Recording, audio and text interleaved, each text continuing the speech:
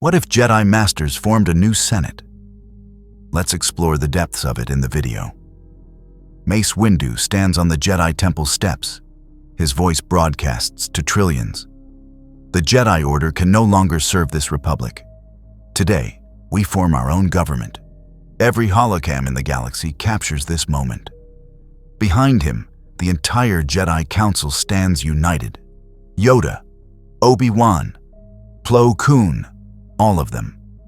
This is treason against the Republic. This is revolution. Republic security forces are already mobilizing for arrest. Palpatine watches from his office, smiling behind manufactured concern. 43 worlds pledge to join within hours. The galaxy fractures in real time. Everything just changed. How did it come to this? 3 days earlier, Mace watched the Republic Senate fail spectacularly. A relief package for starving Ryloth denied. 2 million credits for corporate mining that will poison their water approved. Children dying while senators count their bribes. Mace's hands bent the observation railing. This ends now. The Jedi Council convened in emergency session. Every seat filled. Tension crackled through the Force. Mace stepped into the center with evidence that would shatter everything. Masters. The Republic is not broken by accident. It is broken by design. He activated the datapad. Holographic proof flooded the chamber. Financial transfers, communication logs showing bribes. Voting patterns always favoring corporate profits over lives. Corporations own the votes. They write the laws. While they profit, worlds burn. Children starve. The Senate does nothing because doing nothing is what they are paid for. Yoda's ears drooped. Dangerous this path is. Politics the Jedi should not play. 1,000 years we have avoided this. Power corrupts. Yoda's ears drooped. Dangerous this path is. Politics the Jedi should not play. 1,000 years we have avoided this. Power corrupts. Mace met the ancient master's gaze. With respect, Master, we are already in politics. We serve the Senate. We enforce their laws. We lead their armies. We legitimize their corruption simply by standing with them. The people see Jedi in Republic robes and believe the Republic must be just. We are complicit in every starved child, every ignored world. The only difference is we serve the wrong side. Ki-Adi-Mundi leaned forward. What are you proposing? Overthrow the Republic? Install ourselves as dictators? Mace shook his head. No. We offer an alternative. An assembly of light open to any world tired of Coruscant's corruption. We provide real protection, fair arbitration, genuine representation, no corporate lobbyists, no bought votes, just Jedi principles applied to governance, justice, compassion, service to all beings. Plo Koon's voice was thoughtful. The need is real. I have seen worlds beg for help while the Senate debates for months. By the time they decide, the people are already dead. But this changes what the Jedi are. We become something unprecedented. The room exploded in debate. Voices crashed like waves. Obi-Wan spoke up. This would be seen as treason. Mace's response was firm. If enough systems join us, the Senate will have to accept reality. I have been approached by 17 Outer Rim worlds already. They are desperate for leaders who care whether they live or die. The vote was called. The council split almost evenly. Mace's position won by a single vote. The die was cast. Now back to that moment on the temple steps. Mace's announcement still echoing across the galaxy. The Jedi Order will no longer stand idle while the Republic abandons its principles. We establish the Assembly of Light, a governing body committed to genuine representation, protection of the innocent, justice without corruption. Any world that joins us is welcome. We will defend you. We will listen to you. We will serve you, not corporate interests. The Force is with us, and through it, we will build something better." The words landed like bombs across the galaxy. On Coruscant, Palpatine watched with false disappointment. Such a tragedy. I hoped the Jedi would work within the system. This path leads only to division. But behind the mask, Sheev Palpatine smiled. Perfect. They made themselves separatists. They did it willingly. The Senate moved fast. Within hours, the Jedi were declared traitors. Assets frozen. Temple to be sealed. Arrest warrants issued for the entire council. But the Jedi were faster. Transports filled the hangar, archives loaded, younglings evacuated, artifacts secured. Mace coordinated with military precision. Obi-Wan rushed through halls with Padawans. "Anakin, faster. Republic forces are 15 minutes out." Anakin sealed another crate. "This feels insane, Master. Are we really doing this? Really leaving?" Obi-Wan met his eyes. Yes. Sometimes the right thing feels insane. The last transport lifted off just as Republic gunships appeared. The temple stood empty, not destroyed, a symbol of what was and what might be again. The ships scattered across hyperspace to pre-arranged sanctuary worlds. Alderaan offered to host the council. Bail Organa, one of few senators who voted against the censure, personally guaranteed their safety. The royal palace became the temporary seat of the Assembly of Light. Within 1 week, 43 worlds formally joined. Within 2 weeks, that number doubled. Outer Rim worlds, mid-rim colonies, even core worlds tired of being ignored, sent representatives to Alderaan. The first official assembly session convened. Mace Windu was elected chancellor by unanimous vote. He accepted with visible reluctance. "I am a Jedi, not a politician. But I will serve as needed. The assembly will be different from the Senate. We will have no corporate representation, no bought votes, no endless debates while people suffer. We will act with wisdom, yes, but we will act." The first acts of the assembly are swift and deliberate. Relief packages for Ryloth, for Bothawui, for a dozen other neglected worlds. Jedi. Peacekeepers deployed not as generals, but as protectors.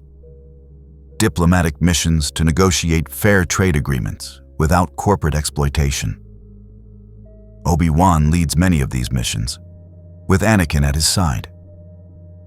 They travel from world to world, meeting with local governments, listening to grievances, offering solutions. On Dantooine, they negotiate a farming cooperative that breaks the Trade Federation's monopoly on grain prices. On Ord Mantell, they shut down a slavery ring operating with Republic official approval. The people welcome them. They see Jedi not as distant warrior monks, but as genuine helpers, as leaders who care. But not all Jedi support this transformation. In a meditation chamber on Alderaan, Ki-Adi-Mundi confronts Mace directly. "This is not what the Jedi are meant to be. We are peacekeepers, not rulers. You are turning us into the very thing we swore to stand against." Mace does not back down. "We are not ruling, we are serving." There is a difference. The old Jedi way was to serve the Republic blindly. The new way is to serve the people directly. Which is more true to the Force? Ki-Adi-Mundi shakes his head. "You speak of serving, but you are making political decisions. You are choosing sides in economic disputes. You are becoming exactly what the Sith Code warns against. Jedi who use their power to impose their will on others." Plo Koon, who has been listening, finally speaks. "The question is not whether we use power. We always have. The question is how we use it and for whom. The old Republic used us to enforce their laws, many of them unjust. The Assembly uses us to protect those who cannot protect themselves. I know which I prefer." But Ki-Adi-Mundi is not convinced, and he is not alone. Several Jedi Masters, perhaps a dozen, choose to leave the Order entirely rather than participate in governance. They disappear into the galaxy, becoming wandering peacekeepers with no allegiance to either Republic or Assembly. Mace watches them go with sadness, but does not try to stop them. The Force calls each of us differently. I cannot fault them for following their path. Yoda remains with the Assembly, but his support is measured. In private conversations with Mace, the ancient master expresses his concerns. Succeed you may, but at what cost? The Jedi have remained separate from politics for centuries. For good reason. Power corrupts even the well-intentioned. Already I see it. Jedi making laws, Jedi enforcing rules, Jedi deciding what is just. Dangerous this is. Mace listens, really listens, because he knows Yoda is not wrong. Then help me ensure we do not lose our way, Master.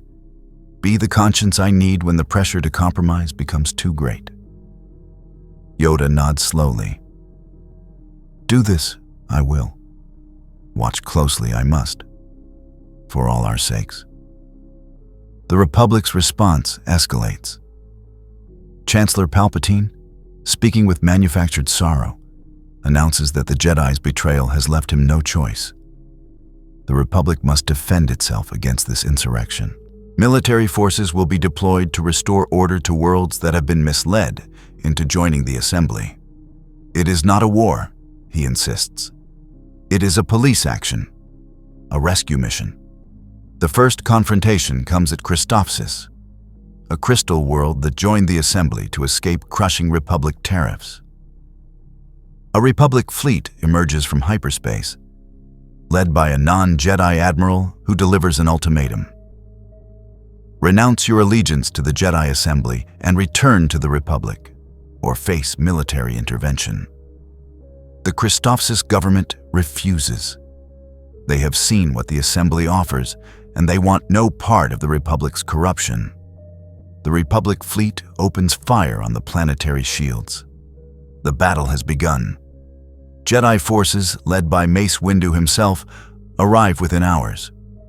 The Assembly's fleet is smaller than the Republic's, but it is commanded by Jedi who understand space combat in ways few others can. Anakin Skywalker leads a starfighter squadron, his natural piloting skills amplified by the Force. Blue and green lasers crisscross the void as capital ships exchange broadsides. Anakin weaves through the chaos, his voice calm over the calm. Gold Squadron, form up on me. We're going for their command ship's shield generators. Stay tight and trust the Force. His squadron follows him into a dive that should be suicide. Point defense cannons light up the space around them. Two fighters explode into fireballs. But Anakin's targeting is perfect, guided by instinct that borders on precognition. His torpedoes slam into the shield generator, and the Republic command ship's defenses buckle. Mace, commanding from the Assembly flagship, seizes the opportunity. All forward batteries concentrate fire on that command ship. Disable it. Do not destroy it. We are not murderers. The combined fire cripples the Republic vessel, and the rest of their fleet, suddenly leaderless, begins to fall back. The battle is won, but the cost is visible. Debris floats in the void. Escape pods drift toward recovery ships. Jedi have fought Republic forces and won. The line has been crossed. In the aftermath, Mace walks through the recovery bay, where wounded Republic soldiers are being treated alongside Assembly personnel. A young trooper, barely 20, stares at him with confusion. You're Jedi? You're supposed to protect the Republic. Why are you doing this? Mace kneels beside his bed. Because the Republic stopped being worth protecting. But you are. You're just following orders, fighting for what you believe in. I respect that. I wish it had not come to this. The Battle of Christophsis changes the equation. The galaxy realizes this is not a minor dispute that will be quietly resolved. This is a genuine schism. Worlds must choose: republic or assembly, order or justice, security or freedom. The choice is not as clear as either side wants to believe. Hundreds of worlds join the assembly in the following months. Hundreds more stay with the republic, whether out of loyalty, fear, or genuine belief in its institutions. And hundreds remain neutral, trying to avoid the conflict entirely. Among the neutrals is a figure who has been watching these events with great interest. Count Dooku, once a Jedi master, once a Sith apprentice, now something else entirely. He contacts the assembly through encrypted channels. I wish to speak with Mace Windu about our shared enemy. The meeting takes place on a neutral station, heavily guarded on both sides. Dooku arrives with a small retinue. Mace comes with Obi-Wan and Yoda. The former master and current leaders face each other across a conference table. Dooku speaks first.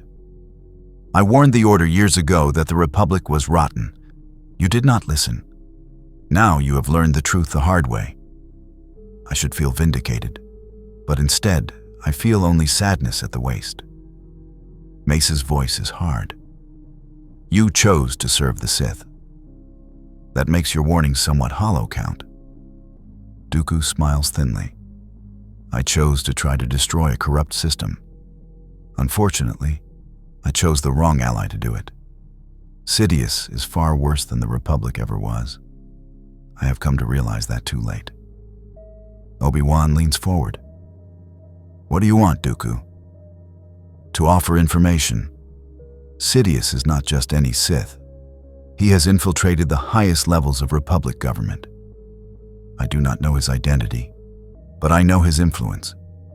He is manipulating both the Republic and the Separatist movement. He wants chaos. He wants war. And you Jedi forming your assembly have given him exactly what he needs. A three-way conflict where he can play all sides against each other. Yoda's ears perk up. Know this, how do you? Dooku's expression darkens. Because he tried to recruit me to destroy you. He offered me resources, armies, weapons, all to ensure the Jedi Assembly fails. I refused. I may have made many mistakes, but I will not be his puppet any longer. Mace studies Dooku carefully, reaching out with the Force. The man is telling the truth, or at least believes he is.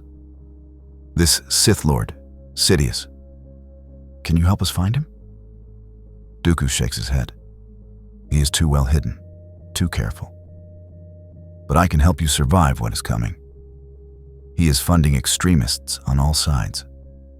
Within the Assembly, within the Republic, even within the neutral systems. He wants you all to tear each other apart. And if you are not very careful, you will do exactly that.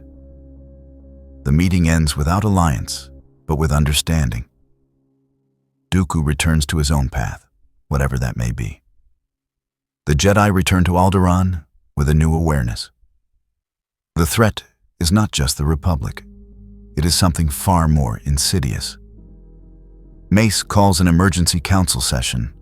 Dooku's warning is discussed at length. If there is a Sith Lord manipulating events, we need to root him out. Obi-Wan volunteers to investigate. Give me a small team and access to Republic intelligence assets. I will find this Sidious. But the investigation must remain covert. If word spreads that we are hunting a Sith in the Republic government, it could cause panic. Or, worse, alert the target. Anakin is assigned to Obi-Wan's team, along with a few trusted Jedi investigators. They begin tracing financial records, communication patterns, anything that might reveal a hidden hand moving pieces on the board. It is slow, painstaking work. But gradually, patterns emerge.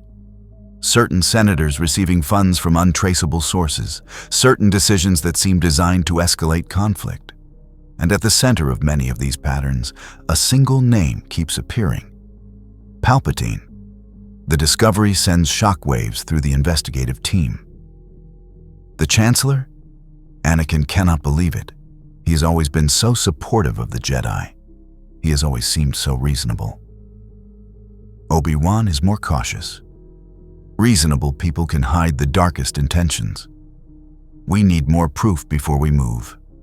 Absolute proof. They dig deeper and the evidence mounts. Financial ties to separatist groups. Communications with known Sith artifacts dealers. A pattern of decisions that always seems to benefit from increased chaos. But there is nothing definitive. Nothing that would convince the Republic's Senate. And confronting Palpatine without solid proof would be disastrous. While Obi-Wan investigates, the Assembly faces its own internal crisis. Pressure from the ongoing conflict with the Republic is pushing some Jedi toward darker methods. A faction emerges within the Assembly, led by younger, more aggressive Jedi, who argue that the old ways are too soft. They call themselves the Guardians. We are fighting a war, they argue in Assembly sessions. We cannot win by being gentle. We need to be willing to do what is necessary. Interrogate prisoners harshly. Strike preemptively. Use the Force not just to defend, but to dominate. Mace rejects these arguments, but the Guardians are gaining support. Even some council members are wavering. Anakin finds himself torn. He sees the logic in the Guardian position. The Republic is not playing by rules. Why should the Assembly handicap itself? But he also remembers Obi-Wan's teachings about the dangers of the dark side. In a heated Assembly debate, he finally speaks up. I have felt the pull of anger. I have wanted to use my power to force the galaxy into being better. But every time I have given in to that temptation, I have made things worse. The Guardians are offering us strength, but it is the strength of the Sith. And we are supposed to be better than that. His words sway some votes, but not all. The Assembly remains divided. The schism deepens when a Guardian-led mission goes wrong. Tasked with liberating a prison camp on Eriadu, the Guardian team uses brutal interrogation techniques on camp guards to extract information. When Mace learns of this, he is furious. You tortured prisoners. You used the Force to break their minds. This is not what the Assembly stands for. The Guardian leader, a Zabrak Jedi named Zel Johara, does not back down. Those guards were torturing innocents. I used the Force to stop them and save lives. If that makes me dark, so be it. I would rather be dark and effective than light and useless. Mace strips him of his command, but the damage is done. The Guardians see martyrdom where Mace sees justice. Protests erupt within the Assembly. Jedi take sides. The unity that held them together begins to fracture. Yoda watches all of this with deep concern. In a private meditation session with Mace, he voices what they both fear. Warned you, I did. Power corrupts. Even Jedi power. Even good intentions. Already we see it. Jedi using the Force to impose their will. Jedi torturing in the name of justice. How long before we become the very evil we fight? Mace has no answer. He can only promise to try harder to hold the line. But he can feel the pressure building. Every decision he makes is questioned. Every compromise is seen as weakness. The moderate path is becoming harder to walk. Then Obi-Wan returns with his findings. He presents them to the full council in a sealed session. Masters, I have traced the corruption to its source. Chancellor Palpatine is almost certainly the Sith Lord Sidious. The evidence is circumstantial but overwhelming. Financial ties, communication patterns, and political decisions that all point to him orchestrating this entire crisis. He wants the Republic and the Assembly to destroy each other. And we are giving him exactly what he wants. The room goes silent. If this is true, Plo Koon finally says, then we must act immediately. Arrest him. Bring him to justice. But how? Ki-Adi-Mundi asks. We have no jurisdiction in the Republic. If we send Jedi to arrest their chancellor, it will be seen as an act of war. Mace stands. Then we must be clever. We leak the evidence to Republic senators we trust. Let them investigate. Let them discover the truth themselves. If the Republic turns on Palpatine, it removes him without us having to fire a shot. Obi-Wan nods. Bail Organa and Mon Mothma would be willing to look into this. They already have their doubts about Palpatine's emergency powers. Give them the evidence and let them do the rest. The plan is set in motion. Carefully curated files are passed to trusted Republic senators through secure channels. The investigation begins quietly, senators digging into financial records and communication logs.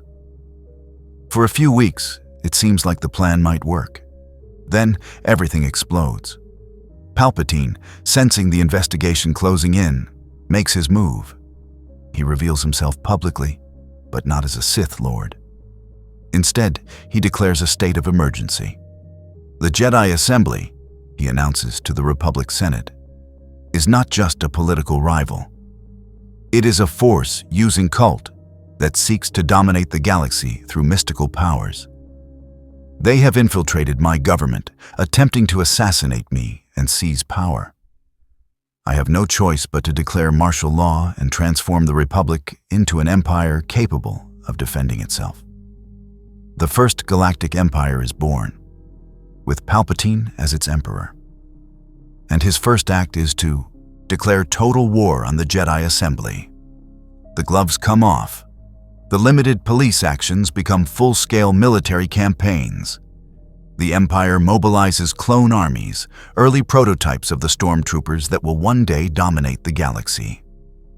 Corporate fleets join the Imperial Navy, promised profits in exchange for loyalty. Entire star sectors are blockaded. Assembly worlds are threatened with orbital bombardment if they do not surrender.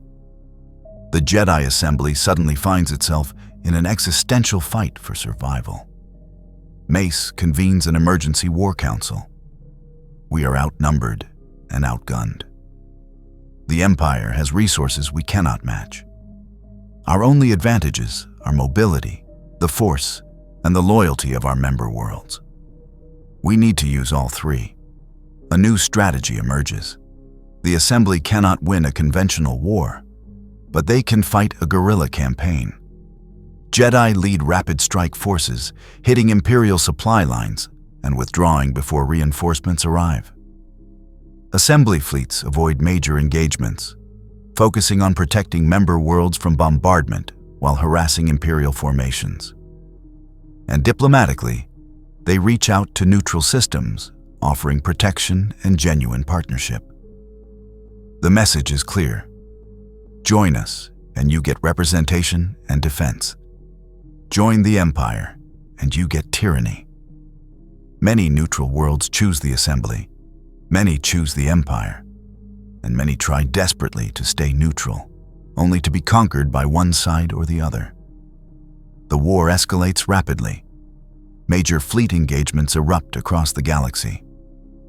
On Botha Wui, Anakin leads a desperate defense against an Imperial siege, his tactical brilliance holding off forces 3 times the size of his own. On Corellia, Obi-Wan negotiates a delicate ceasefire that keeps the shipyards neutral, denying them to both sides. On Kuat, Mace himself leads a raid that destroys half the Imperial Navy's construction facilities. But for every victory, there are defeats. Ryloth falls to Imperial forces despite fierce Jedi-led resistance. Ord Mantell is blockaded into submission. Dantooine's farms are burned in retaliation for harboring Assembly forces. The cost in lives is staggering. The internal divisions within the Assembly worsen under the pressure of war. The Guardians grow more vocal, demanding that the Assembly stop holding back. We should use the Force to its fullest potential, Zel Johara argues in a heated Assembly session. We could crush Imperial fleets with battle meditation. We could turn their commanders against each other with mind tricks.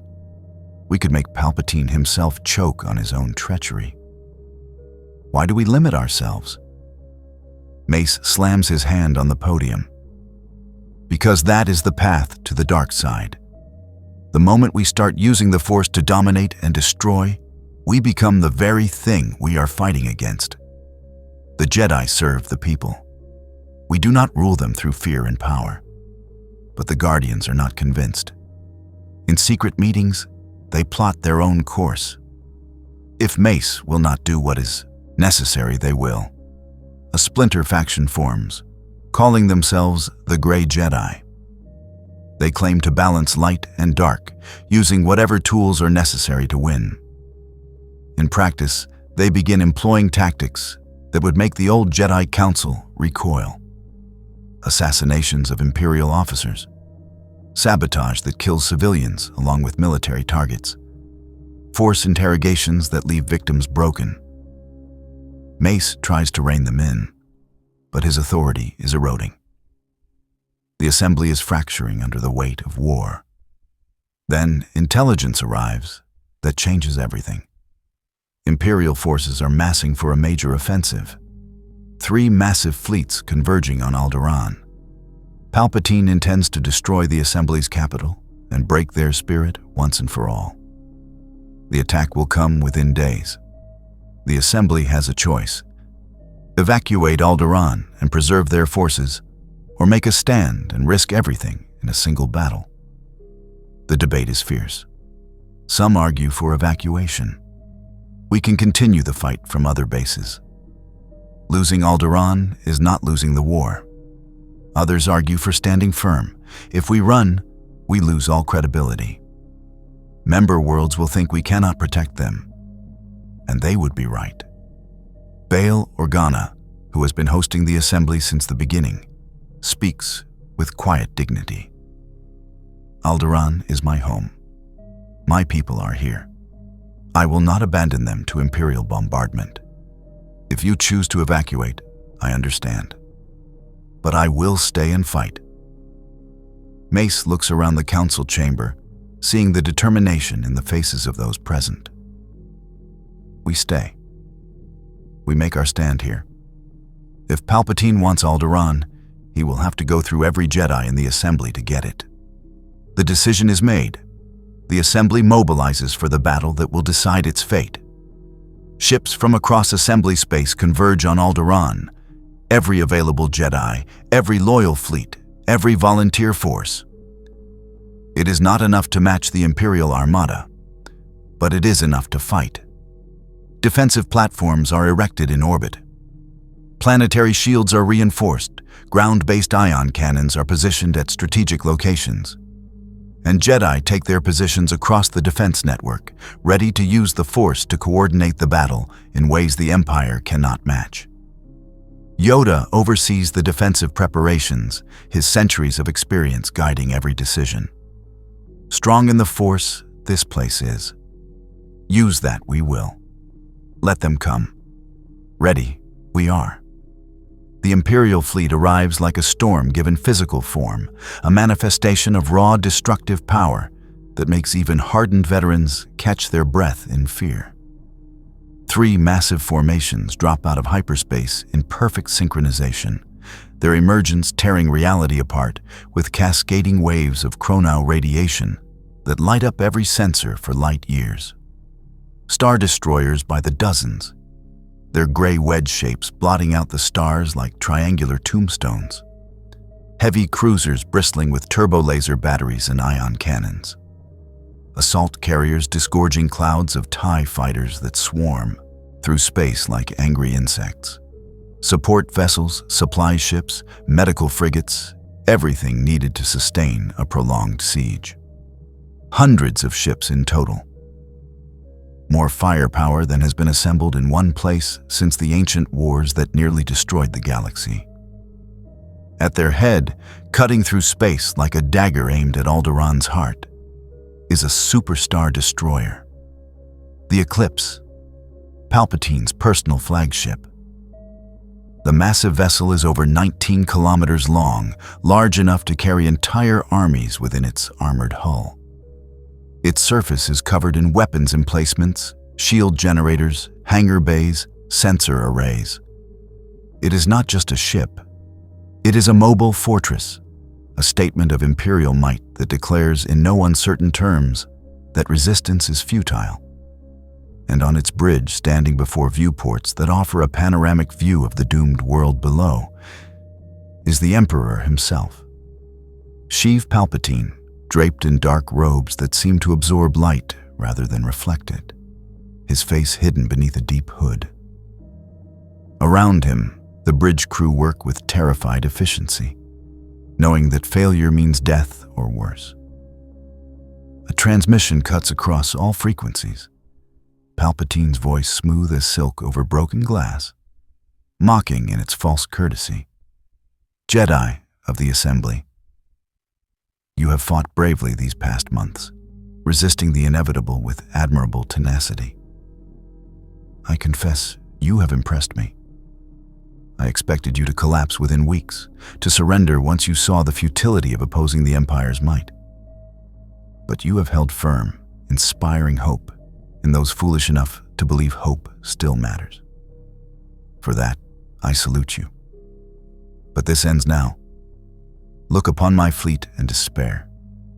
This is but a fraction of the Empire's true strength.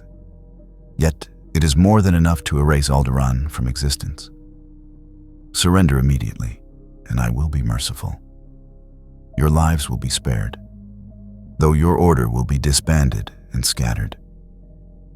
You will be permitted to live out your days in exile, powerless and forgotten. Refuse, and I will demonstrate why the Sith have always been destined to rule the galaxy. I will erase this world and every soul upon it. Your choice. You have 1 hour to decide. Think carefully. Mace Windu stands on the bridge of the Assembly flagship, the Resolute, looking out at the Armada arrayed against them through transparisteel viewports that offer an unobstructed view of their doom. Behind him, officers and crew members work their stations with grim determination, knowing the odds but refusing to show fear. Jedi stand at key positions throughout the bridge, ready to use battle meditation to coordinate their forces with a precision the Empire cannot match.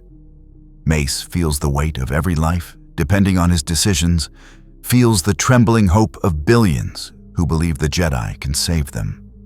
He thinks of the younglings in the temple below, children barely old enough to hold a lightsaber who will die if he makes the wrong choice. He thinks of Bail Organa and his people who trusted the Jedi enough to risk everything. He thinks of every world that joined the Assembly, believing in the promise of something better than the Republic's corruption or the Empire's tyranny. And he thinks of Yoda's warnings, of the dangers of Jedi holding power, of how easy it would be to surrender and preserve lives at the cost of everything they believe. The choice is agonizing, but it is also clear. He activates his own transmission, broadcasting on all frequencies, his deep voice resonating with absolute conviction. Emperor Palpatine, I have listened to your threats and I have considered your offer. I have weighed the lives at stake against the principles we fight for. And I have reached my answer. The Jedi do not surrender to tyrants. We do not bow our heads to evil, no matter how powerful it appears, no matter how inevitable its victory seems. We do not trade freedom for survival or sacrifice justice for temporary peace. You want Alderaan?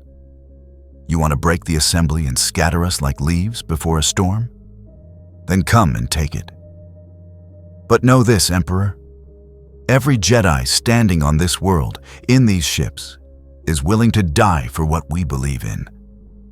We will make you pay for every meter of ground, every cubic meter of space. Your victory, if it comes, will be written in Imperial blood as much as ours. And the galaxy will see that the Jedi fought to the last, that we never bent knee to your darkness. Are your soldiers willing to die for your lies, Emperor? Are they prepared to sacrifice themselves for your ambition? We shall see. The hour passes in tense silence, filled only with the quiet sounds of final preparations. Families say goodbye over comlinks. Soldiers check their weapons one last time. Jedi meditate, centering themselves in the Force, preparing for what must be done. In the temple, younglings are moved to the most secure shelters, protected by the oldest and most powerful wards. The Jedi know how to weave. On the surface, civilian volunteers man defensive emplacements. Ordinary people who have never fired a weapon in anger now preparing to defend their homes. The assembly fleet forms up in defensive formations, smaller ships clustering around the larger vessels, creating overlapping fields of fire.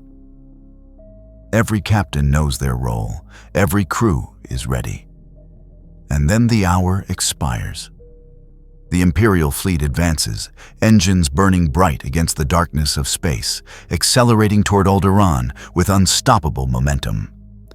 The battle begins with a massive exchange of turbo-laser fire that turns the void between the fleets into a light show of death. Green Imperial bolts and blue assembly bolts cross paths by the thousands, each one carrying enough energy to vaporize buildings. Shields flare brilliant colors as they absorb impossible energies, their surfaces rippling like disturbed water. The first casualties come within 30 seconds of opening fire. An assembly frigate, caught in a crossfire between two star destroyers, sees its shields collapse under sustained bombardment. Turbo laser fire rips through its hull like a torch through paper. Secondary explosions race along its length as reactors lose containment and magazines detonate. The ship breaks apart in an expanding sphere of fire and debris, 700 souls gone in an eye blink. But the assembly scores hits too.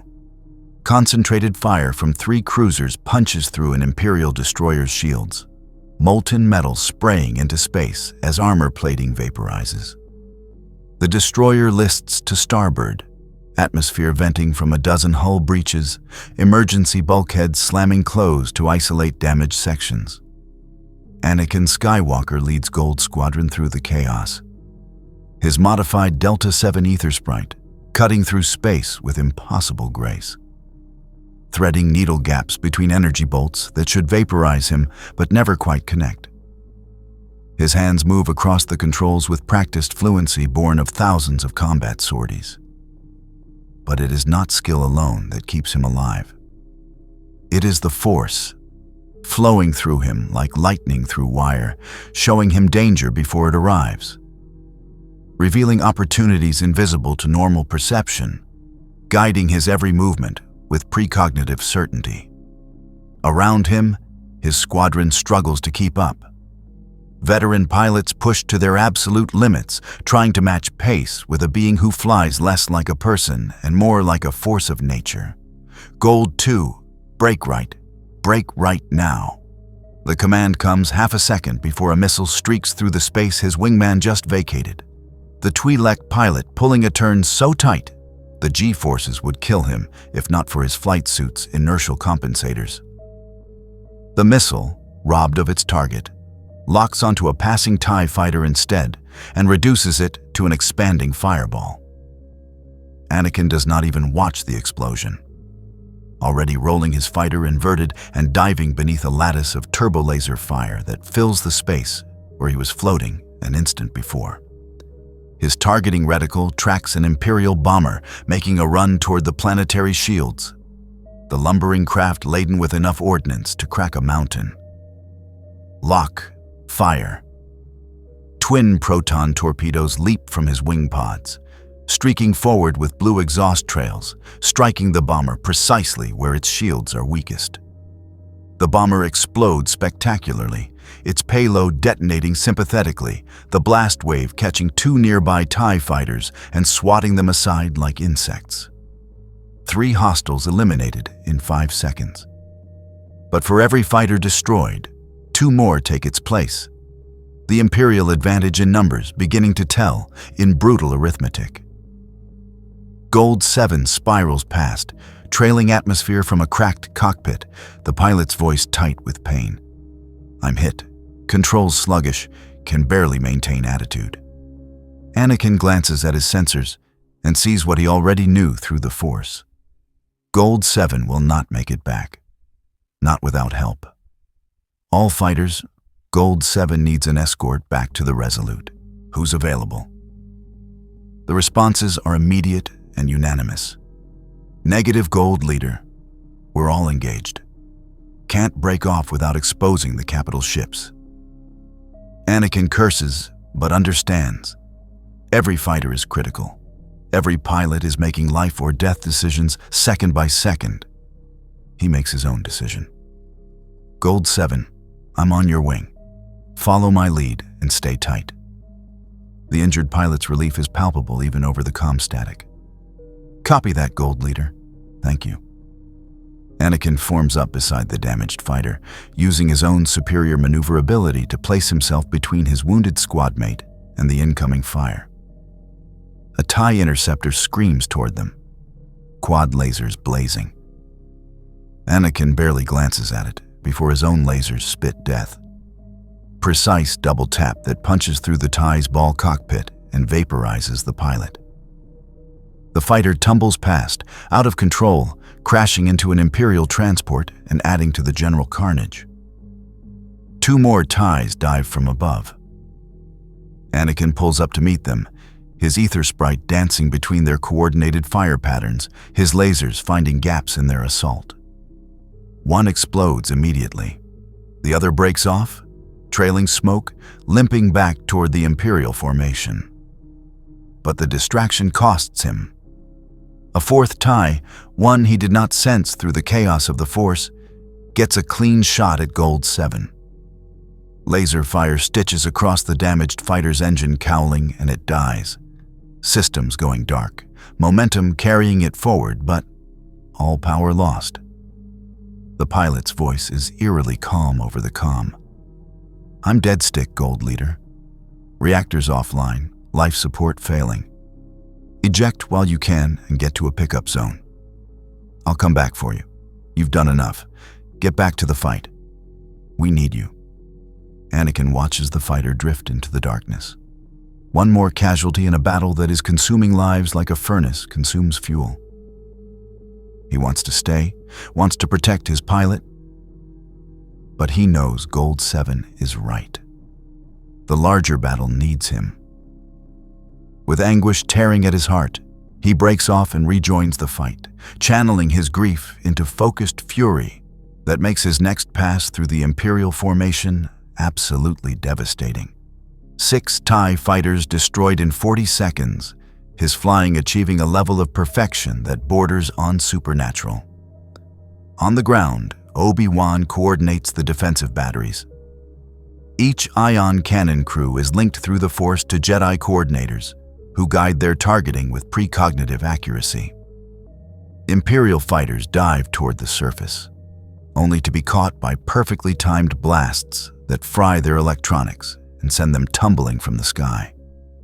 But there are too many. For every fighter destroyed, 2 more take its place. The Imperial advantage in numbers is starting to tell. In the orbital battle, Mace directs the assembly fleet with calm precision. We cannot match their firepower, so we will not try. Focus on mobility, hit and fade. Force them to chase us and waste their coordination. The assembly ships dance through the Imperial formations, striking at vulnerable spots and withdrawing before concentrated fire can destroy them. Aboard Palpatine's flagship, the Emperor watches the battle with cold calculation. His apprentice, hidden in shadow, speaks. The Jedi fight better than expected, my master. Should we deploy the special units? Not yet. Let them exhaust themselves first. Let them think they have a chance. Then we will crush them utterly. The special units are Palpatine's secret weapon. Dark side acolytes trained in the Force, but not bound by Jedi restrictions. They wait in the bowels of the flagship, ready to be unleashed. Meanwhile, the battle intensifies. A Republic Star Destroyer breaks through the assembly defensive line, its guns raking an assembly cruiser. The smaller ship's shields collapse and secondary explosions ripple across its hull. Escape pods launch as the crew abandons ship. Anakin sees this and makes a snap decision. Gold Squadron, on me. We are taking out that Star Destroyer's bridge. The run is insane, flying directly into the teeth of the enemy's point defense network. Lasers fill the space around them like rain. Anakin's wingman takes a hit and spins away, his fighter crippled but intact. 2 others explode, gone in an instant. But Anakin keeps flying, his targeting reticle fixed on the Star Destroyer's command tower. Fire. The torpedoes streak forward and slam into the bridge viewports. The massive ship shudders, its command staff dead, its systems beginning an automatic shutdown. It drifts out of formation, effectively out of the battle. 1 ship down, hundreds to go. The odds are impossible, but the Jedi keep fighting. Then the Grey Jedi make their move. Zell Johara and his faction have been waiting for this moment. They launch a strike directly at Palpatine's flagship, intending to decapitate the Empire in a single, bold attack. Their boarding ships, cloaked by Sith artifacts they acquired through questionable means, slip through the battle and attach to the Superstar Destroyer's hull. The Grey Jedi cut their way inside, lightsabers blazing. They fight through corridors, leaving dead stormtroopers and shattered droids in their wake. Their goal is clear: find Palpatine and kill him, no matter the cost. But Palpatine has been expecting this. The special units are unleashed. Dark acolytes pour into the corridors, their own lightsabers igniting. The clash is brutal and immediate.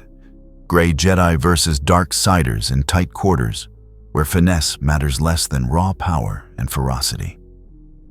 Zell Johara cuts down 2 acolytes and reaches out with the Force, crushing a 3rd's windpipe.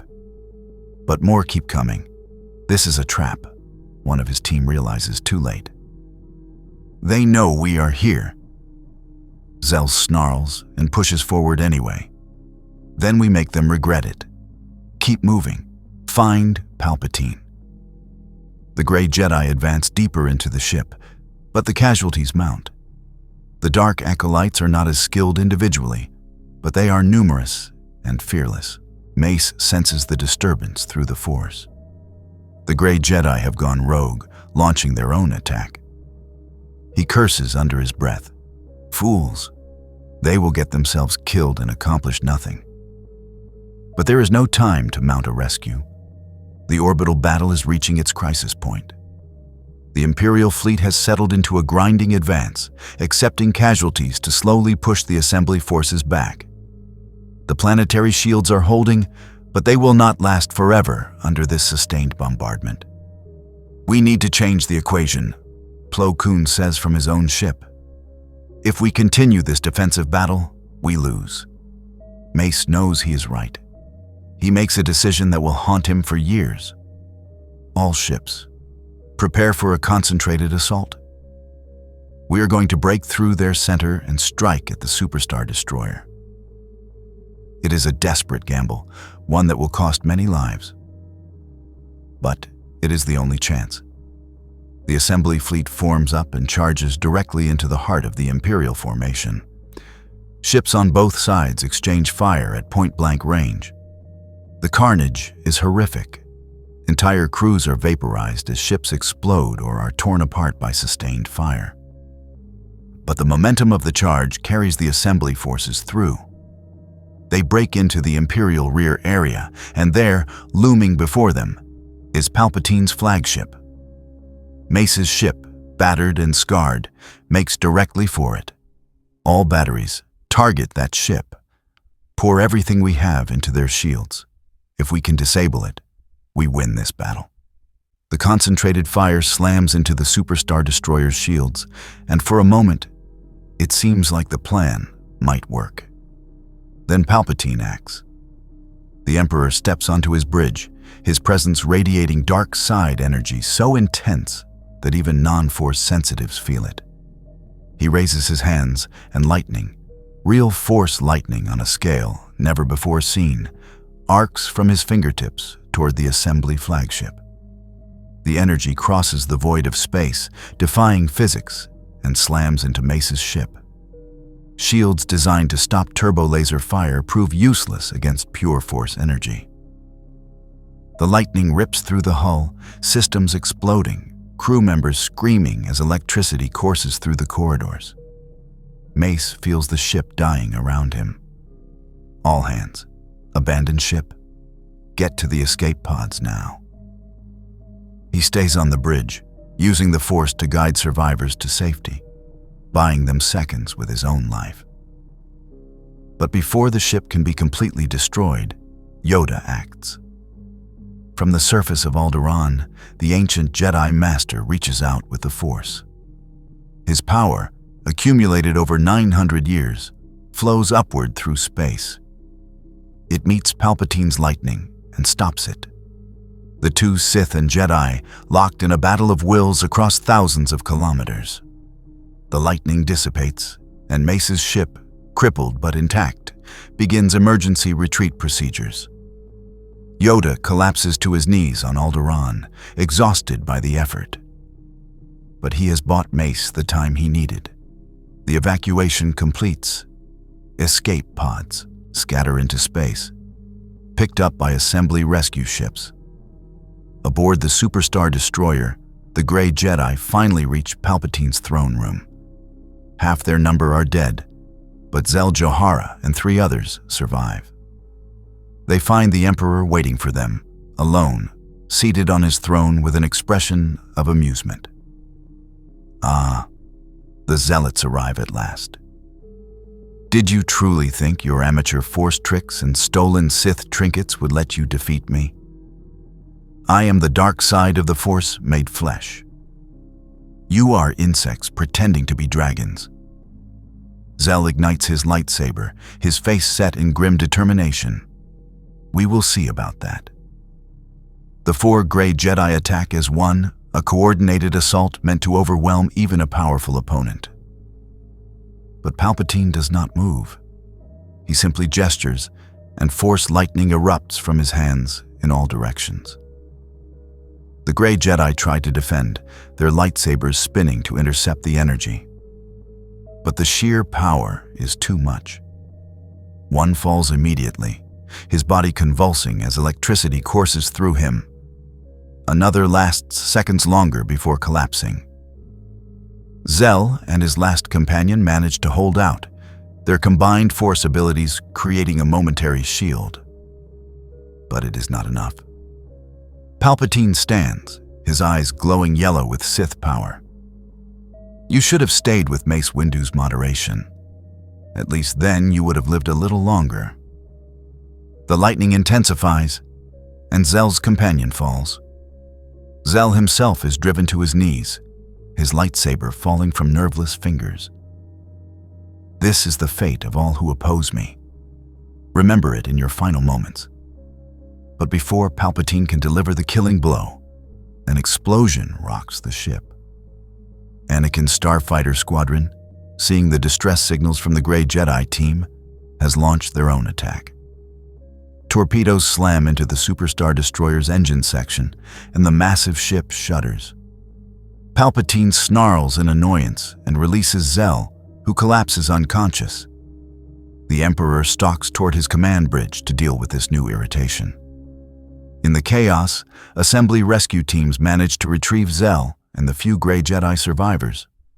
They are pulled from the ship just as Anakin's squadron peels away, their job done. The Superstar Destroyer is not destroyed, but it is damaged and forced to withdraw from the battle for emergency repairs. With Palpatine's flagship retreating and the orbital battle reaching a stalemate, the Imperial fleet begins to withdraw.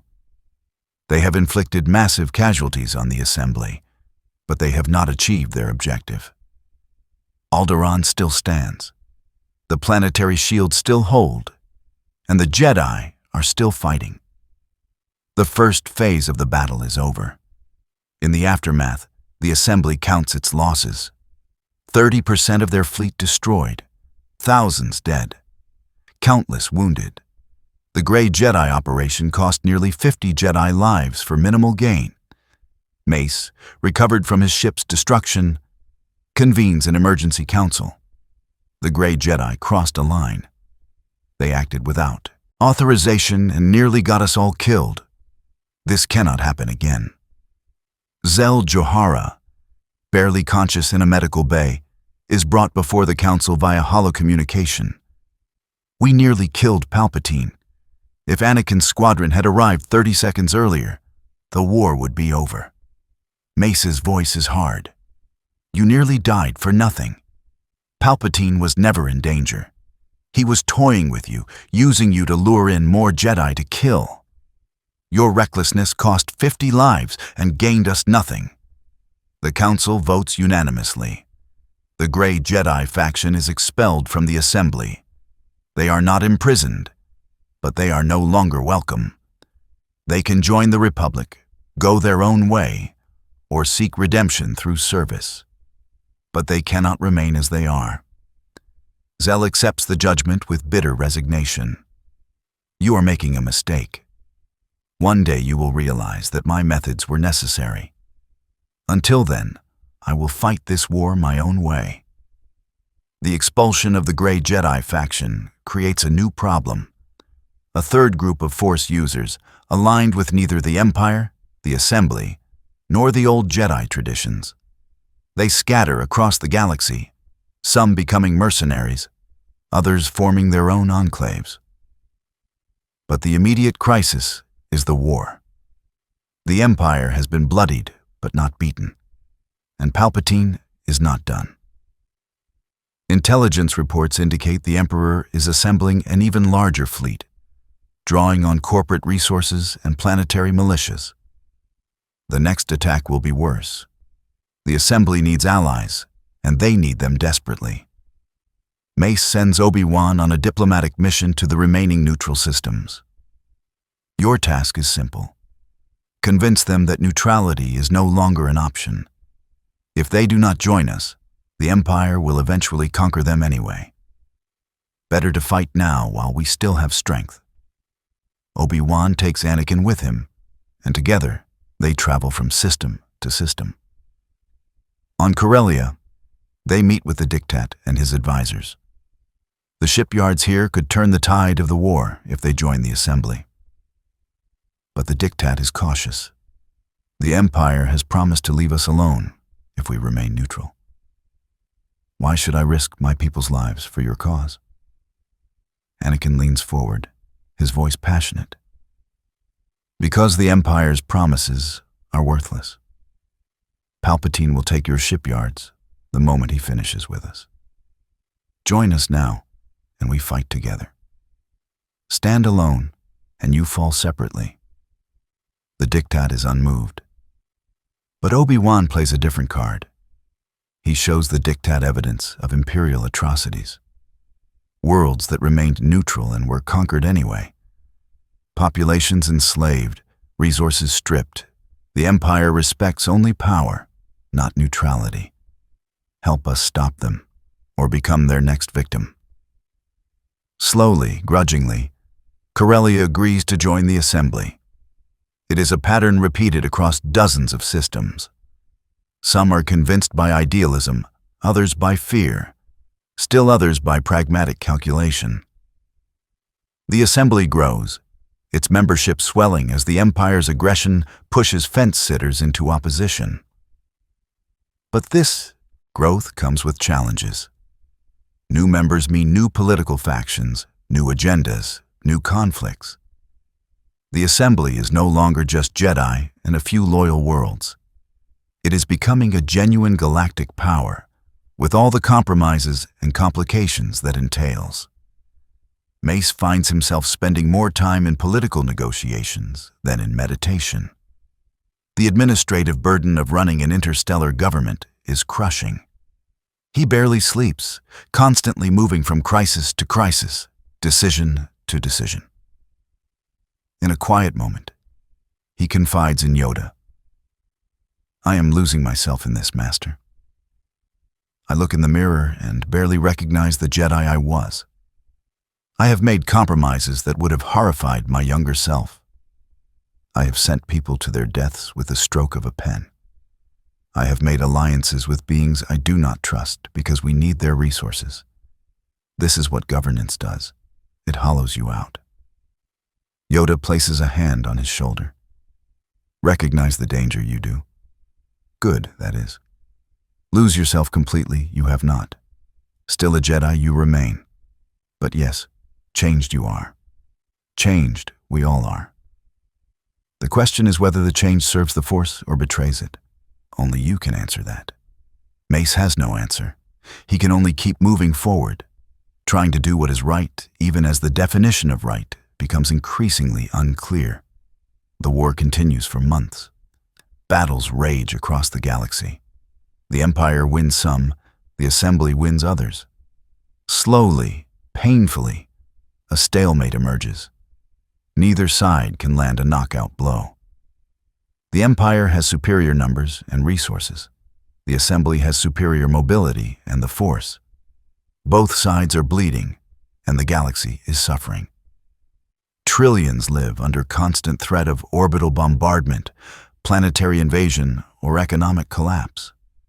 The casualties, military and civilian, mount into the hundreds of millions. On both sides, voices begin calling for peace. Not victory, just an end to the killing. But neither Mace nor Palpatine is willing to make the first move toward negotiation. Both believe, rightly or wrongly, that compromise would be seen as weakness. Then Obi-Wan's investigation finally bears fruit.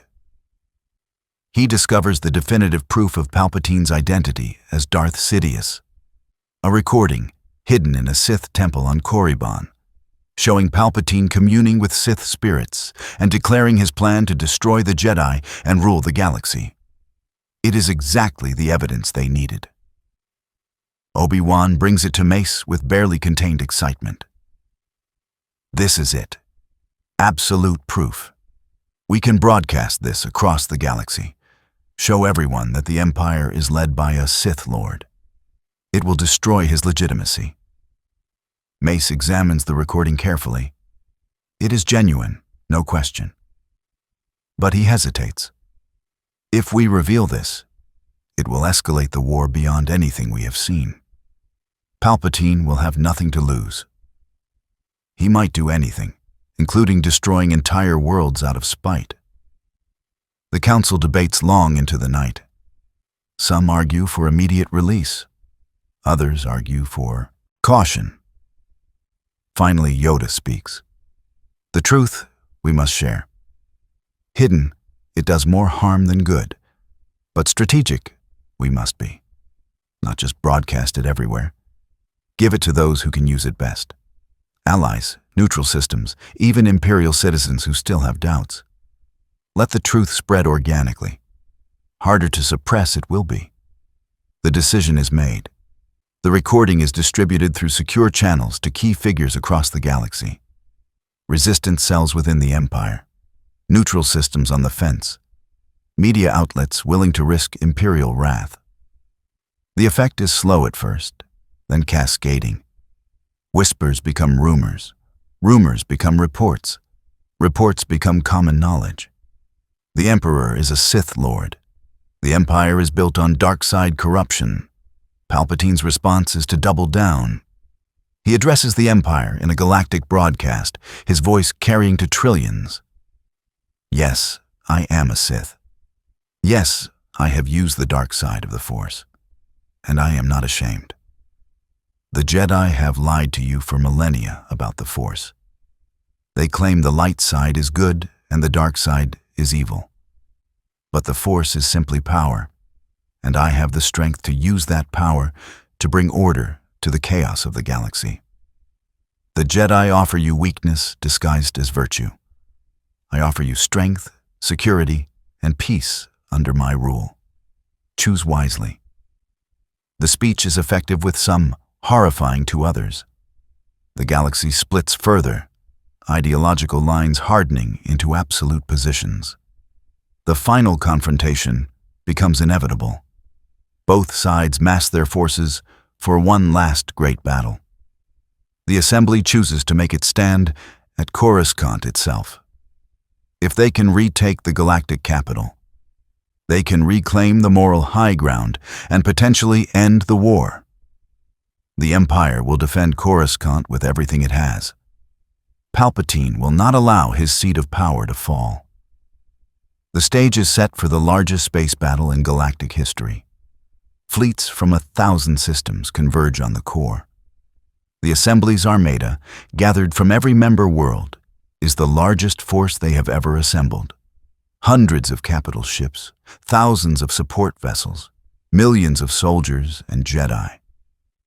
The Empire's defense fleet is even larger, supplemented by planetary defense platforms and every warship Palpatine can pull from across the galaxy.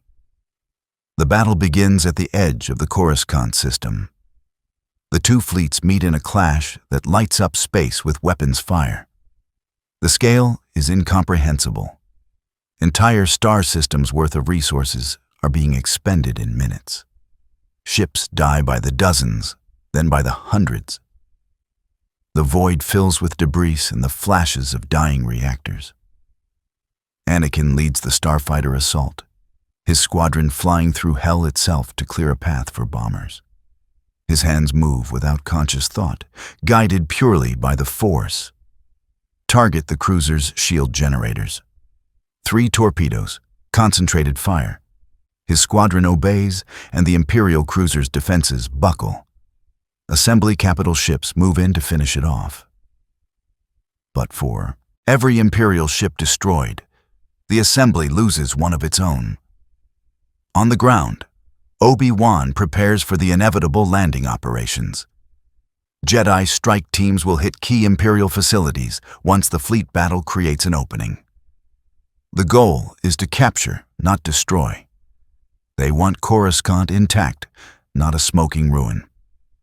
Yoda coordinates from the Assembly flagship, his battle meditation linking Jedi across the entire battlefield. Through the Force, they move as one, anticipating enemy actions and coordinating responses with preternatural precision. It is the only advantage that keeps them in the fight against the Empire's numerical superiority. But even Yoda's power has limits. The strain of maintaining battle meditation across such a vast engagement is immense. Sweat beads on his forehead. His breathing becomes labored. But he does not stop. The battle rages for hours. The orbital space around Coruscant becomes a graveyard of broken ships. Escape pods drift by the thousands, survivors desperately hoping for rescue. The planetary shields hold against bombardment from both sides, neither willing to destroy the planet they are fighting over. Then the Imperial reserves arrive. A second fleet, held back until this moment, drops out of hyperspace behind the Assembly forces. It is a trap, and the Assembly has flown right into it. Mace sees the new contacts on the tactical display and feels his stomach drop. We are surrounded. All ships form defensive sphere. We fight our way out or we die here. The Assembly fleet contracts, ships turning to face threats from all directions. The situation is desperate. But the Assembly has its own surprise. From hyperspace, a new fleet arrives. It is not Assembly ships. It is Dooku, leading a fleet of his own, gathered from separatist remnants who rejected Palpatine's empire. I told you I would not be his puppet. Dooku's voice crackles across the comm. Today, we settle accounts. His ships slam into the Imperial reserves, throwing the ambush into chaos. The three-way battle becomes even more confused. But the Assembly has been given the opening it needs. Mace orders the assault on Coruscant itself. Landing craft descend through the planetary shields, carrying Jedi strike teams and Assembly commandos. The real battle for the capital is about to begin. Obi-Wan leads the assault on the Senate building. His team fights through Imperial defenses, lightsabers deflecting blaster fire as they advance through the familiar halls. The Jedi know this ground intimately, and they use that knowledge. secret passages, maintenance tunnels, routes that bypass the heaviest defenses. They move like ghosts, striking and disappearing. The objective is the Senate chamber itself, to raise the assembly flag and show the galaxy that the Jedi have returned to Coruscant. But getting there means going through the Imperial Guard, Palpatine's elite protectors. The red-armored warriors are far more skilled than ordinary stormtroopers, and they will not go down easily.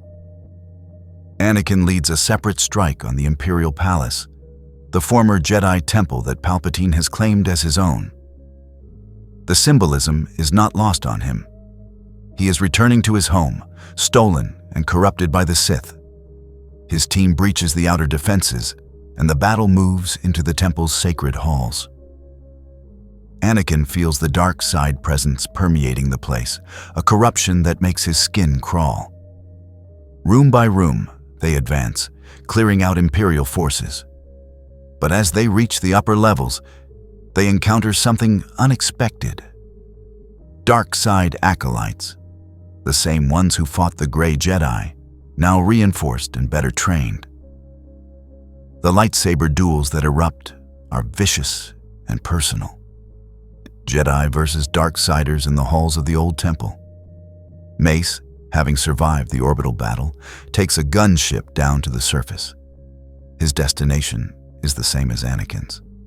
The temple, Palpatine. This ends today, one way or another.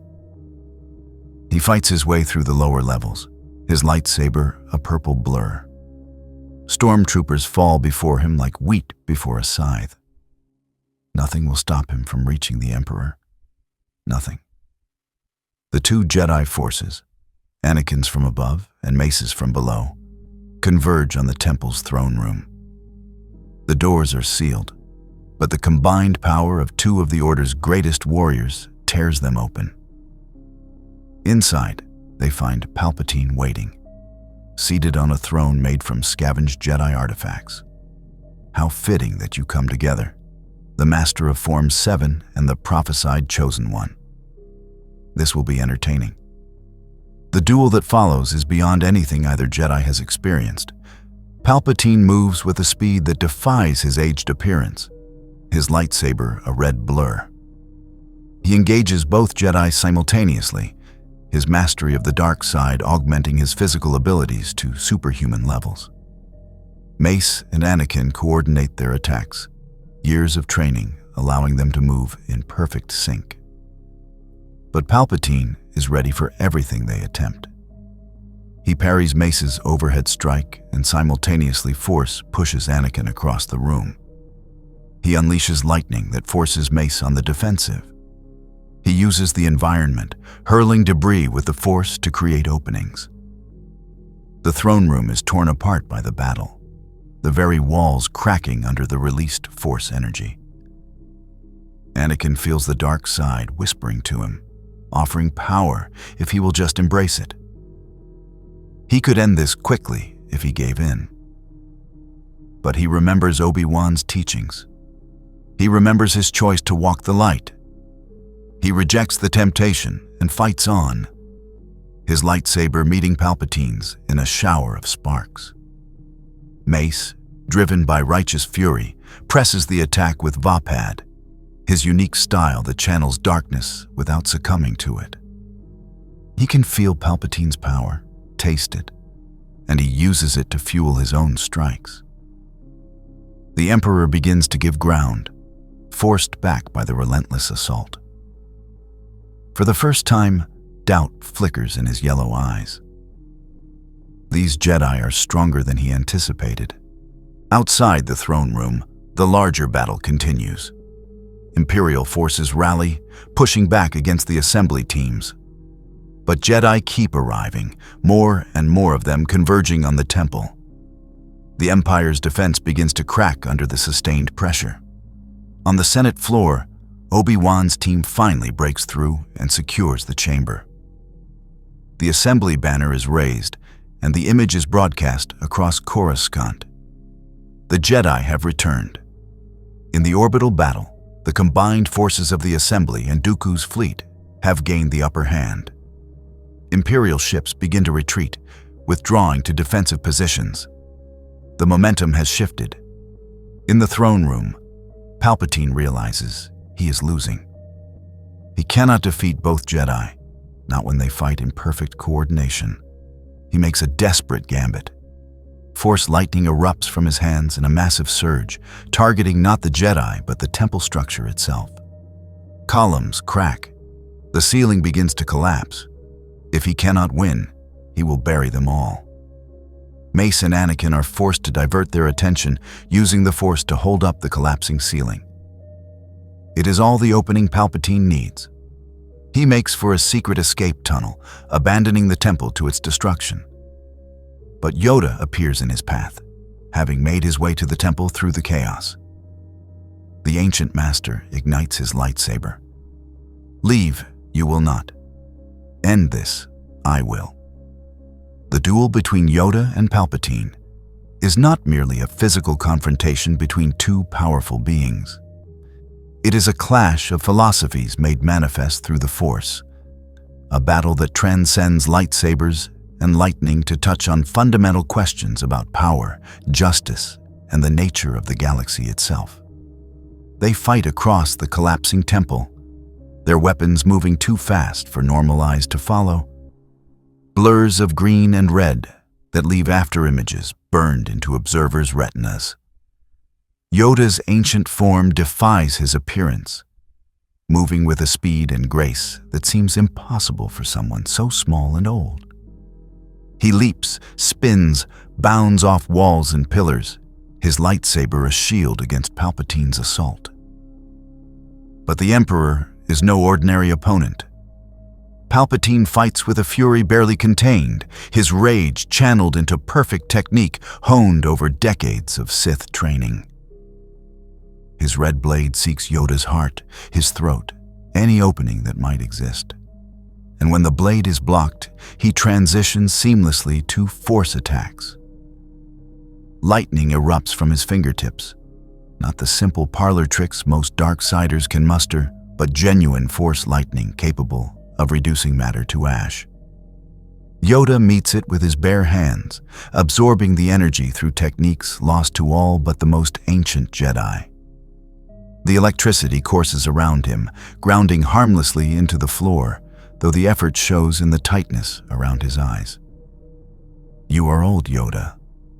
Palpatine hisses between strikes, his voice dripping with contempt that goes beyond mere dislike into genuine hatred. "Your time is past. The Jedi's day is done. Why do you struggle? Why not simply accept the inevitable? Lie down, close your eyes, and let the darkness claim you. It would be easier, peaceful even." Yoda does not waste breath on a reply, instead channeling his energy into a devastating Force push that sends Palpatine stumbling backward. The Emperor recovers with inhuman speed, his cloak billowing around him like living shadow. They clash again, lightsabers locked in a test of strength, both combatants drawing on the Force to augment their physical power. The stone beneath their feet cracks from the pressure. The air itself seems to warp around them, reality bending under the weight of their combined might. Then Palpatine shifts tactics. Instead of attacking Yoda directly, he begins hurling debris with the Force. Chunks of stone torn from the walls, pieces of shattered statues, entire pillars ripped free and thrown like javelins. Yoda deflects what he can, dodges what he cannot, his small size an advantage in avoiding the larger projectiles. But Palpatine's assault is relentless, a storm of telekinetic violence that forces Yoda on the defensive. And while Yoda is busy defending against the physical attacks, Palpatine strikes with the Force itself. A tendril of dark side energy, invisible but tangible to those who can sense such things, lashes out toward Yoda's mind. It seeks to undermine his confidence, to fill him with fear and doubt, to show him visions of failure and defeat. Palpatine is a master of such attacks, able to crack even the strongest wills given time. But Yoda's mind has weathered 900 years of trials and temptations. He has faced darkness in forms Palpatine cannot imagine, and emerged stronger each time. The mental attack shatters against his consciousness like water against stone. Then Yoda counterattacks with his own unique approach to combat. Rather than matching Palpatine's fury with equal fury, he becomes still in the midst of chaos. His movements become less frantic, more deliberate. He stops trying to deflect every attack and instead redirects them, using Palpatine's own momentum against him. A hurled pillar meant to crush him is nudged ever so slightly with the Force, causing it to miss by centimeters and instead crash into the wall behind, weakening the structure. Lightning meant to char him to ash is absorbed and then released in a controlled burst that scorches the ceiling. Every one of Palpatine's attacks is turned from destructive force into a tool for Yoda's defense. It is the essence of Form 4, a Taru, practiced by a master who has transcended the form's limitations. But Yoda is tired.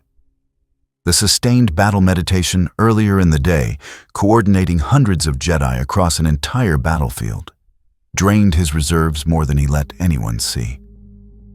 The earlier clash with Palpatine, blocking Force lightning across thousands of kilometers to save Mace's life, took its toll. And now this duel, against an opponent operating at peak strength while Yoda runs on fumes and sheer determination. Palpatine senses this and presses harder. "You weaken, old one. I feel it. Your strength fails. Your connection to the Force wavers. Soon you will fall, and with you, the last remnants of the Jedi's futile resistance." Sweat beads on Yoda's forehead, his breathing becoming labored. But his eyes, those ancient eyes that have seen civilizations rise and fall, remain clear and focused.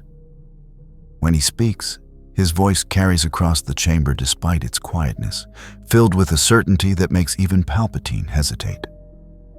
"Wrong you are, Sidious. Alone you think I stand. But wrong that belief is. Every Jedi in this temple, their strength flows through me.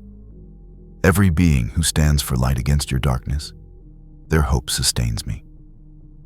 Not from my power alone do I draw, but from the Force itself. From the living Force that surrounds us, penetrates us, binds the galaxy together. That power you can never match. For alone you stand, in darkness isolated you are." And with those words, Yoda does something remarkable. He stops defending entirely. His lightsaber deactivates. His hands drop to his sides. He simply stands there, small and unprotected, as Palpatine unleashes his most powerful attack yet. Force lightning pours from the Emperor's hands in a torrent, enough energy to reduce a building to rubble. It should annihilate Yoda instantly, but it does not. The lightning strikes an invisible barrier mere inches from Yoda's skin and dissipates harmlessly, grounding into the temple floor. Because Yoda is not alone, every Jedi in the temple, sensing his need, has joined their strength to his. Mace, fighting his way through the lower levels. Obi-Wan, battling dark acolytes in the halls. Anakin, dueling on the upper platforms. Even the younglings in their shelters, untrained but strong in the Force, add their spark to the growing light. Hundreds of Jedi, acting as one through the Force, creating a shield that no dark side attack can penetrate. Yoda opens himself fully to this connection, becoming a conduit for the combined light side power of the entire Order. The energy flowing through him is immense, almost unbearable, but he channels it with the skill of 9 centuries. And then he releases it, not as lightning or fire or any destructive manifestation, but as pure Force energy, a wave of light side power that fills the chamber like a tsunami. Palpatine, standing in the path of this onslaught, has nowhere to run. The power strikes him with the force of a collapsing star. His connection to the dark side, potent as it is, cannot stand against the combined strength of hundreds of Jedi working in perfect harmony. He is hurled backward, his body slamming into the far wall hard enough to crack the stone. He tries to rise, but collapses, his limbs trembling, dark side energy flickering around him like a dying flame. Yoda walks toward him slowly, each step deliberate, his small form somehow seeming larger than the towering chamber around him. He stops beside the fallen Emperor and reactivates his lightsaber, the green blade humming mere inches from Palpatine's throat. Surrender, you will. Or die, you must. Choose. For a moment, it seems like Palpatine might actually surrender. Then his face twists in hate, and he tries one last lightning attack. But Yoda is ready. He absorbs the lightning and redirects it, the energy flowing back into Palpatine's own body. The Emperor screams as his own power consumes him, his body convulsing. When the lightning finally stops, Palpatine collapses, defeated but alive. Yoda binds him with the Force and signals for assembly security. The Emperor is captured. The news spreads across the battlefield like wildfire. Palpatine is down. The Emperor has fallen. Imperial forces, leaderless and demoralized, begin surrendering en masse. Some units fight on, but without central coordination, they are quickly overwhelmed. By the end of the day, Coruscant is in assembly hands. The victory is total but costly. Thousands of Jedi are dead. Tens of thousands of soldiers on both sides. Large sections of Coruscant are in ruins. The galactic capital has been liberated, but at an immense price. In the days following the battle, the Assembly must decide what to do with its victory and with the captured Emperor. The debate is fierce. Some argue for executing Palpatine immediately. He is a Sith Lord and a mass murderer. Others argue for a trial to show that the Assembly is committed to justice, not revenge. Mace supports the trial option. If we execute him without due process, we are no better than he is. Let the galaxy see what he has done. Let his crimes be laid bare. Palpatine is placed in a Force-suppressing cell, and preparations begin for the trial. Meanwhile, the Assembly must deal with the Imperial remnants scattered across the galaxy. Some systems surrender peacefully. Others continue to fight, either out of loyalty or desperation. Anakin leads the campaign to secure the Outer Rim, offering amnesty to Imperial forces who lay down their arms. Most accept. A few do not, and those who resist are defeated in short, sharp engagements. Dooku, having proven himself in the final battle, is offered a place in the Assembly. He declines, preferring to maintain his independence. But he agrees to an alliance, his systems joining the Assembly's Mutual Defense Pact without full membership. It is a compromise both sides can live with. Obi-Wan handles the core worlds, where the political situation is more delicate. Many of these systems supported the Empire willingly, and their populations are not eager to embrace the Assembly. He spends months in negotiations, crafting agreements that balance justice with reconciliation. The trial of Sheev Palpatine, former Supreme Chancellor of the Galactic Republic and self-proclaimed Emperor, becomes a galactic event unlike anything in recorded history. It is broadcast across every system that has holonet access, reaching trillions of beings from the glittering core worlds to the most distant Outer Rim settlements. The proceedings are held not in some shadowy dungeon or hidden chamber, but in the great Senate Hall itself, the very place where Palpatine once wielded his political power. Now that power is stripped away, and he sits in a prisoner's dock surrounded by Force-suppressing fields so powerful they make the air shimmer like heat haze. 6 Jedi Masters maintain constant vigil, ready to act if the fields somehow fail. The tribunal consists of 15 judges selected from across Assembly member worlds, representing a diversity of species, cultures, and philosophical traditions. Humans, Twi'leks, Mon Calamari, Wookiees, even a Hutt crime lord turned legitimate politician sits among them, his massive bulk overflowing a reinforced seat. Mace Windu serves as chief prosecutor, presenting evidence with methodical thoroughness that leaves no room for doubt or interpretation. The trial lasts for weeks, each day revealing new layers of Palpatine's crimes.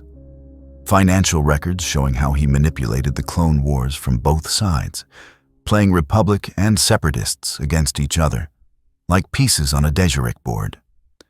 Communication logs revealing his orders for assassinations, false flag operations, atrocities committed to manufacture fear and chaos.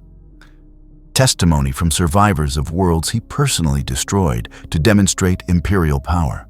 Recordings recovered from his private chambers, showing him communing with Sith spirits, performing dark side rituals, reveling in the suffering he caused.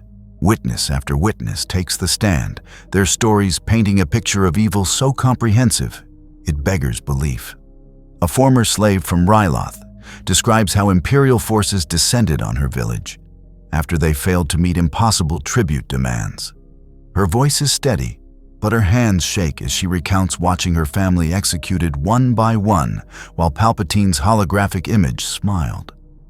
A Clone Wars veteran, one of the few original Jango Fett clones still alive, testifies about receiving Order 66, the command to kill all Jedi. He describes the horror of watching his own hands move against his will, controlled by inhibitor chips Palpatine had implanted, forcing him to gun down Jedi who had fought beside him for years.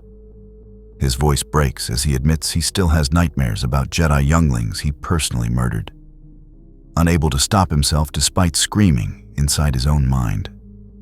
A scientist who worked on the Death Star project, Palpatine's ultimate weapon, describes the Emperor's vision: a space station capable of destroying entire planets, reducing billions of lives to asteroid fields, all to spread terror sufficient to maintain control through fear alone. The scientist shows prototype blueprints, calculations estimating how much devastation a single blast could cause. Projections for how many worlds would need to be destroyed before populations became sufficiently cowed. Palpatine's response to all this evidence is chilling. He does not deny anything.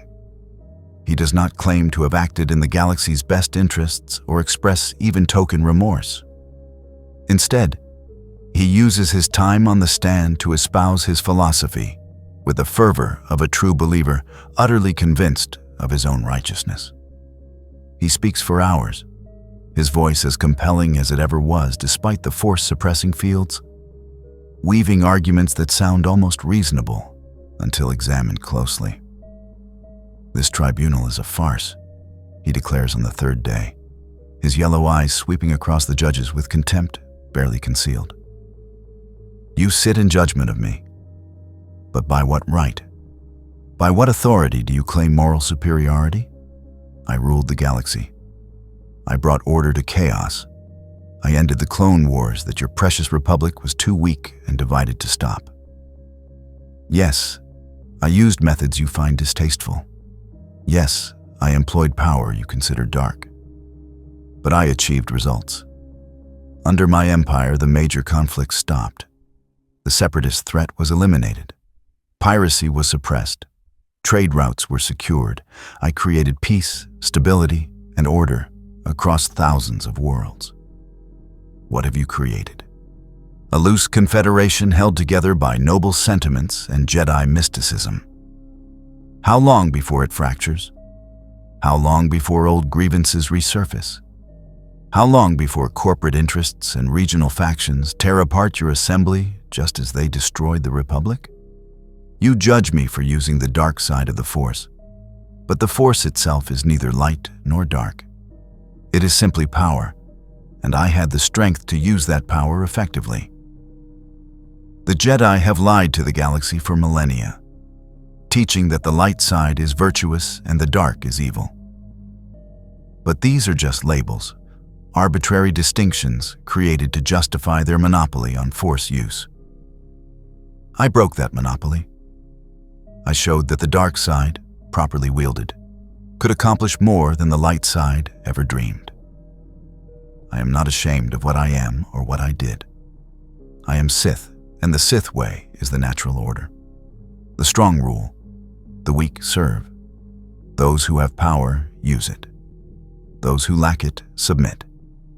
This is how the galaxy has always worked, beneath the pretense of democracy and the fiction of equality. I simply made it explicit. And you know I am right. You know that without my empire to oppose, your assembly would have no purpose.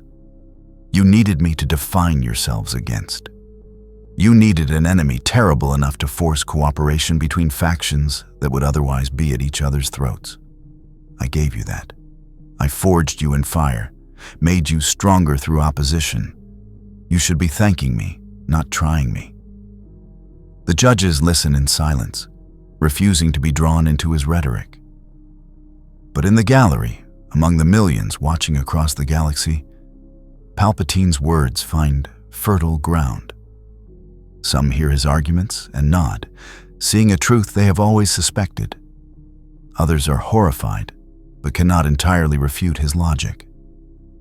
The trial is not just about punishing one man. It is about defining what the galaxy will be going forward, about choosing between competing visions of order, justice, and power. The evidence phase continues for 17 days. Each piece of testimony, each document, each recording adds to the overwhelming weight of proof. Palpatine does not contest the facts. He embraces them. Yes, he manipulated the Clone Wars. Yes, he created the Empire through deception. Yes, he planned genocides and manufactured crises. He admits it all and argues that these actions were necessary, justified, even praiseworthy. By the time the evidence phase concludes, the gallery is exhausted, emotionally drained from witnessing so much documented evil. The judges deliberate for 3 days, reviewing thousands of hours of testimony and examining the legal precedents established by galactic law. There are arguments about jurisdiction, about whether assembly courts have authority to try crimes committed when the Republic existed.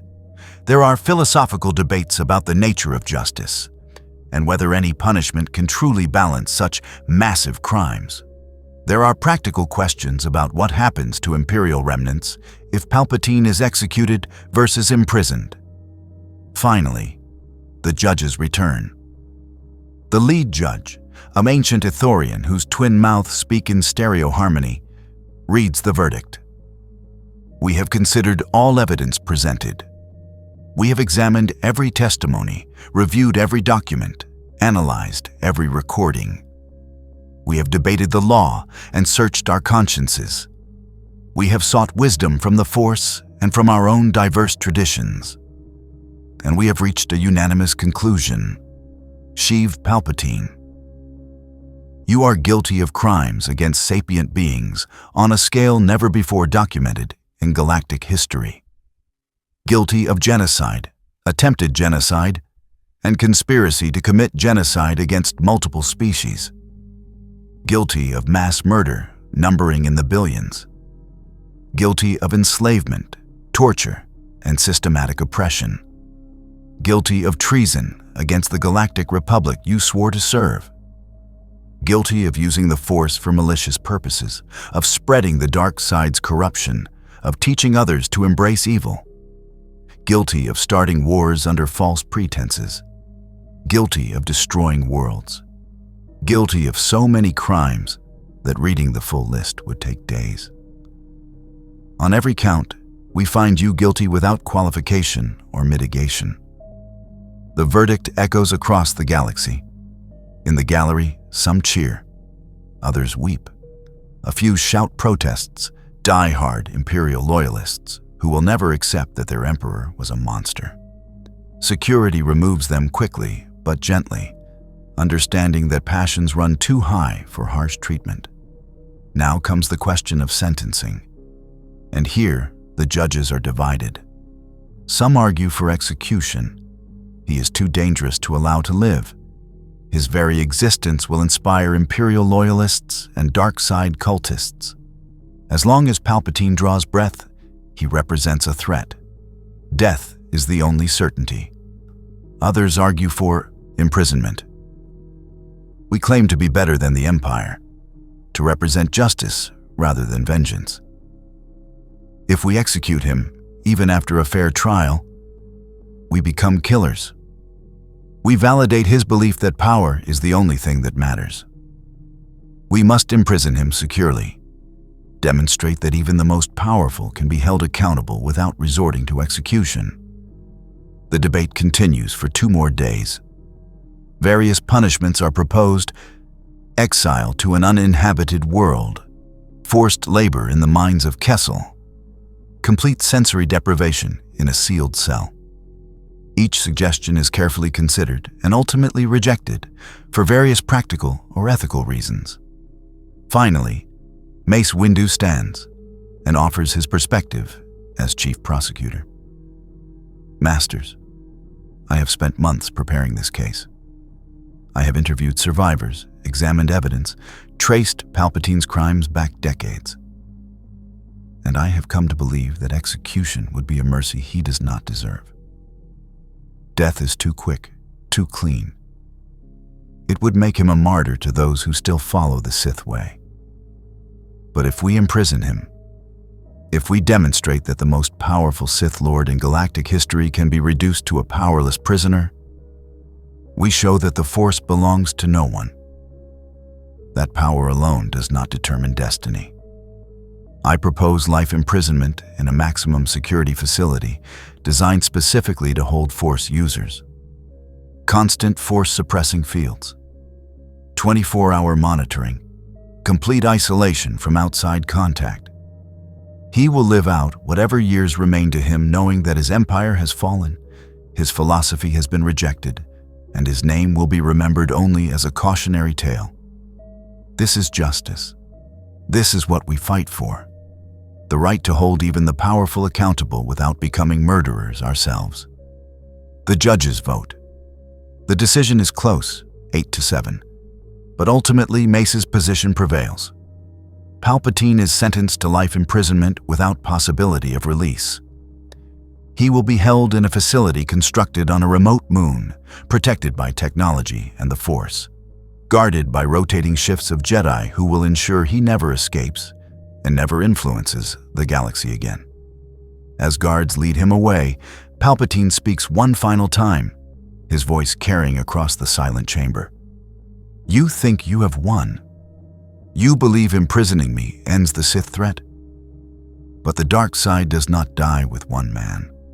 It is eternal, woven into the fabric of the Force itself. Someone will rise to take my place.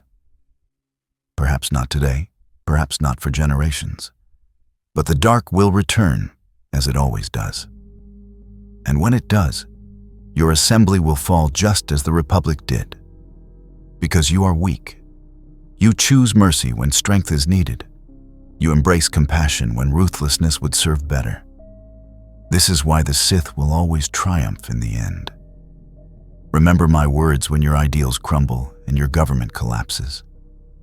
Remember that I warned you. Then he is gone, removed from the chamber, leaving only silence in his wake. The trial is over. Justice, imperfect but real, has been served. But Palpatine's final words hang in the air like a curse, a dark prophecy that time alone will prove true or false. With the war won and Palpatine imprisoned, the Assembly faces its greatest and most complex challenge yet. Building a lasting peace from the ashes of war is infinitely harder than winning battles. The galaxy is fractured along 1,000 fault lines, traumatized by years of conflict, deeply suspicious of any centralized authority after experiencing both the Republic's corruption and the Empire's tyranny. Trillions of beings have lost faith in government itself, believing that any system will eventually betray them. The Assembly cannot simply impose its will, cannot decree a new order and expect compliance. It must earn trust one world at a time, one decision at a time, proving through actions rather than words that it genuinely represents something different. The first challenge is immediate and practical. Millions are displaced from their homes, refugees fleeing battlefields, or worlds destroyed in the fighting. Entire sectors have seen their infrastructure devastated, their economies shattered, their populations reduced to subsistence. Relief efforts begin immediately. Jedi working alongside volunteers to deliver food, medicine, temporary shelter. But charity is not enough. These worlds need reconstruction, need functioning governments and economies. The Assembly establishes a Reconstruction Commission, headed by a coalition of economic experts, engineers, and Jedi advisors. The Commission's mandate is clear. Help member worlds rebuild in ways that create sustainable independence rather than dependence on Coruscant's largesse. This means not just rebuilding what was destroyed, but building better systems that will not collapse the next time crisis strikes. On Ryloth, the world whose suffering began this entire chain of events, the Commission works with local governments to break the corporate stranglehold on the economy. Trade Federation facilities are seized and converted to worker cooperatives. Mining operations are restructured to ensure fair wages and safe conditions. Agricultural programs are established to reduce dependence on imported food. It takes years of sustained effort, billions of credits in investment, and constant Jedi mediation to resolve disputes. But gradually, Ryloth begins to thrive in ways it never did under Republic rule. The Twi'lek population, once among the most exploited in the galaxy, becomes prosperous enough to help other worlds. Similar programs unfold across hundreds of systems, each tailored to local conditions and cultures. But economic reconstruction is only part of the challenge. The Assembly must also deal with political fragmentation. Imperial remnants control portions of the Outer Rim, refusing to surrender despite Palpatine's capture. Some are true believers in the Imperial ideology, convinced that only authoritarian rule can maintain order. Others are opportunistic warlords who seized power during the chaos and have no intention of giving it up. And a few are simply terrified populations who see the Assembly as potential conquerors and cling to Imperial protection despite its brutality. Mace, exhausted and aging beyond his years from the strain of wartime leadership, recognizes that he is not the right person to navigate these delicate political situations. He is a warrior, a protector, someone who excels at clear-cut conflicts between right and wrong. But peacetime governance requires different skills: compromise, patience, the ability to accept imperfect solutions and incremental progress. With characteristic humility, Mace steps down as Chancellor of the Assembly. He announces his decision in a speech broadcast across the galaxy, his words carefully chosen to explain, without seeming to abandon his post. "I led during war because war required the skills I possess: decisiveness, strategic thinking, the willingness to make hard choices knowing people will die because of them. I like to believe I served adequately in that role, that the victories we achieved justified the trust you placed in me. But peace requires different leadership, someone who can build consensus rather than command obedience, someone who understands politics without being consumed by it, someone who can see the galaxy not as a battlefield, but as a community of diverse peoples trying to live together. I am not that person. I am a Jedi Master, and I will continue to serve in that capacity. But the Assembly needs a civilian leader, someone chosen by and accountable to the people rather than appointed by the Jedi Council. Therefore, I am calling for elections to choose my successor. Free elections open to all member worlds, conducted under neutral observation to ensure fairness. Let the people decide who will guide us through the peace we fought so hard to win." The announcement sends shockwaves through the Assembly. Some Jedi protest, arguing that Mace's leadership is too valuable to lose. But Yoda supports the decision, recognizing the wisdom behind it. Learned, Mace has, a truth many Jedi miss, that holding power too long corrupts even the righteous, that knowing when to step aside is as important as knowing when to lead. Proud of you I am, my old friend. The election that follows is unlike anything the galaxy has seen in living memory. Under the Republic, elections were largely ceremonial, with outcomes predetermined by corporate influence and backroom deals. Under the Empire, there were no elections at all. But the Assembly establishes genuinely free elections with strict oversight. No corporate donations, no voter suppression. Every world gets proportional representation based on population. Campaigns are given equal media access. Debates are broadcast across the galaxy so citizens can make informed choices. Dozens of candidates emerge from across the political spectrum. Some advocate for stronger central authority, arguing the galaxy needs firm leadership to prevent chaos. Others push for maximum local autonomy, wanting the Assembly to be little more than a mutual defense pact. A few even campaign on returning to Republic-style government, claiming the old system just needed reform rather than replacement. And there are dark horse candidates representing interests long ignored. A former slave who wants to prioritize ending all forms of bondage. An environmental scientist who argues ecological restoration must take precedence. A peace activist who believes the Assembly should completely disarm and rely solely on diplomacy. The debates are passionate, sometimes heated, but always civil. Security is tight to prevent violence, but protesters and supporters are allowed to demonstrate freely. The galaxy watches, fascinated and hopeful, as genuine democracy unfolds before their eyes. When the votes are counted after 3 months of campaigning, the winner is Mon Mothma, a former Republic senator who joined the Assembly early in the conflict. She ran on a platform of balanced federalism, strong enough central government to prevent chaos, but with strict limits on its power and maximum respect for local autonomy. During the campaign, she spoke eloquently about learning from both the Republic's failures and the Empire's crimes. "We must build something new," she told crowds across the galaxy. Not a return to what was, but a step forward to what could be. A government that truly serves its people because it is truly accountable to them. A system with checks and balances so comprehensive that no future Palpatine could seize power. A federation where local cultures are celebrated rather than suppressed, where diversity is strength rather than weakness. Her victory is not overwhelming. She wins with 52% of the vote, a slim majority that reflects the galaxy's divisions.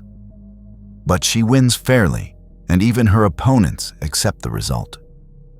For the first time in generations, power transfers peacefully through the will of the people rather than through force or manipulation.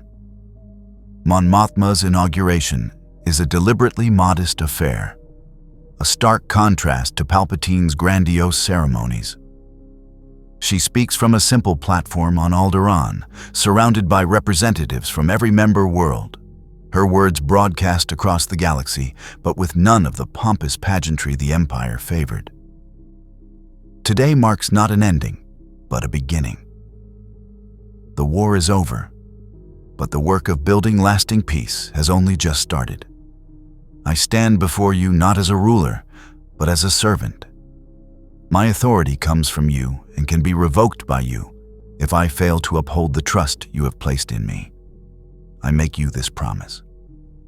I will work every day to prove that government can be a force for good, that it can serve rather than oppress, protect rather than exploit, unite rather than divide. I will make mistakes, I am certain of that, but I will make them honestly, and I will accept accountability for them. And I will surround myself with advisors who will challenge my assumptions and tell me truths I may not want to hear. Her first act as Chancellor is to propose a constitutional convention. Delegates from every member world will gather to draft a formal constitution defining the Assembly's structure, powers, and limitations. The Jedi will participate as advisors, but not as voting delegates. The document will be created by the people, for the people, with Jedi wisdom available, but not controlling the outcome. The Constitutional Convention lasts 6 months, the longest and most contentious political process in modern galactic history. Every article is debated intensely. Every clause is examined from multiple angles. Compromises are reached, rejected, reworked, and finally accepted. Cultural traditions clash and merge. Legal philosophies compete and synthesize. Slowly, painstakingly, a document emerges that most delegates can support even if none are completely satisfied. The final constitution establishes the Galactic Federation, a loose confederation of autonomous systems bound by mutual defense and shared principles. At its heart are several key provisions that define its character. First, the principle of subsidiarity. All powers not explicitly granted to the federal government remain with individual member worlds. The Federation can act only in areas where collective action is necessary. Defense, interstellar trade regulation, arbitration of disputes between member worlds, protection of fundamental rights. Everything else is left to local governments to decide as they see fit. Second, the separation of powers. The federal government is divided into 3 branches, with genuine independence from each other.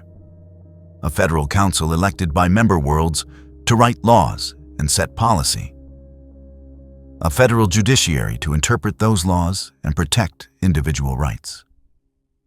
And a federal executive, the Chancellor and Cabinet, to implement decisions and manage day-to-day operations. No branch can dominate the others. Each has specific powers and limitations defined in exhaustive detail. Third, the protection of fundamental rights. The Constitution includes an extensive Bill of Rights that applies across all member worlds regardless of local laws. Freedom of thought, speech, and peaceful assembly. Freedom of movement between star systems. The right to fair trial. The prohibition of slavery, torture, and cruel punishment. Freedom of religion and cultural practice. These rights are absolute, protected even against majority vote, and enforced by the federal judiciary, which has power to strike down any law, federal or local, that violates them. Fourth, the role of the Force. This is perhaps the most debated section, requiring weeks of negotiation to finalize. The Constitution acknowledges that Force-sensitive beings exist and that their abilities can be used for great good or terrible harm. It establishes the Jedi Order as an independent organization, neither part of the government nor entirely separate from it. The Jedi are granted specific responsibilities. They serve as peacekeepers, mediating disputes and protecting those in danger. They advise the government on matters touching the Force. They train new generations of Force users to ensure power is used responsibly. But they have strict limitations. Jedi cannot hold elected office while serving in the Order. They cannot use Force abilities to influence political decisions. They cannot enforce laws, except when specifically requested by civilian authorities. They are subject to the same legal system as everyone else, with no special privileges or immunities. And most critically, the Jedi Order itself must maintain internal democracy and accountability. Every 5 years, the entire Order votes on whether to retain the current council or elect new leadership. Jedi who abuse their power face real consequences, enforced by their peers and reviewable by civilian courts. The goal is to harness the Jedi's strengths while preventing them from becoming a force unto themselves, accountable to no one. Fifth and finally, the Sunset Clause. The Constitution includes a provision requiring it to be completely reviewed and re-ratified every 25 years. Each generation must consciously choose to maintain the system or propose changes. No constitution can bind future generations forever. This ensures the government remains responsive to changing needs rather than becoming a rigid orthodoxy. When the Constitution is finally complete, it goes to the member worlds for ratification. The vote is close, some worlds concerned about surrendering too much sovereignty, others worried about maintaining too much central authority. But ultimately, 72% of member worlds approve. The Galactic Federation is officially born, replacing the Assembly of Light with a more formal and permanent structure. The Federation's early years are difficult, marked by constant challenges and growing pains. Imperial remnants launch terrorist attacks, trying to destabilize the new government. Economic difficulties persist as war-damaged industries struggle to restart. Political factions within the Federation Council clash over everything from tax policy to military spending. But the system holds. Disputes are resolved through debate rather than violence. When mistakes are made, they are acknowledged and corrected. When corruption is discovered, it is prosecuted rather than covered up. Slowly, grudgingly, cynical populations begin to believe that maybe, just maybe, this government might actually be different. The Jedi themselves undergo a transformation equally profound as the political restructuring. The old Jedi Order, the one that served the Republic for 1,000 generations, no longer exists.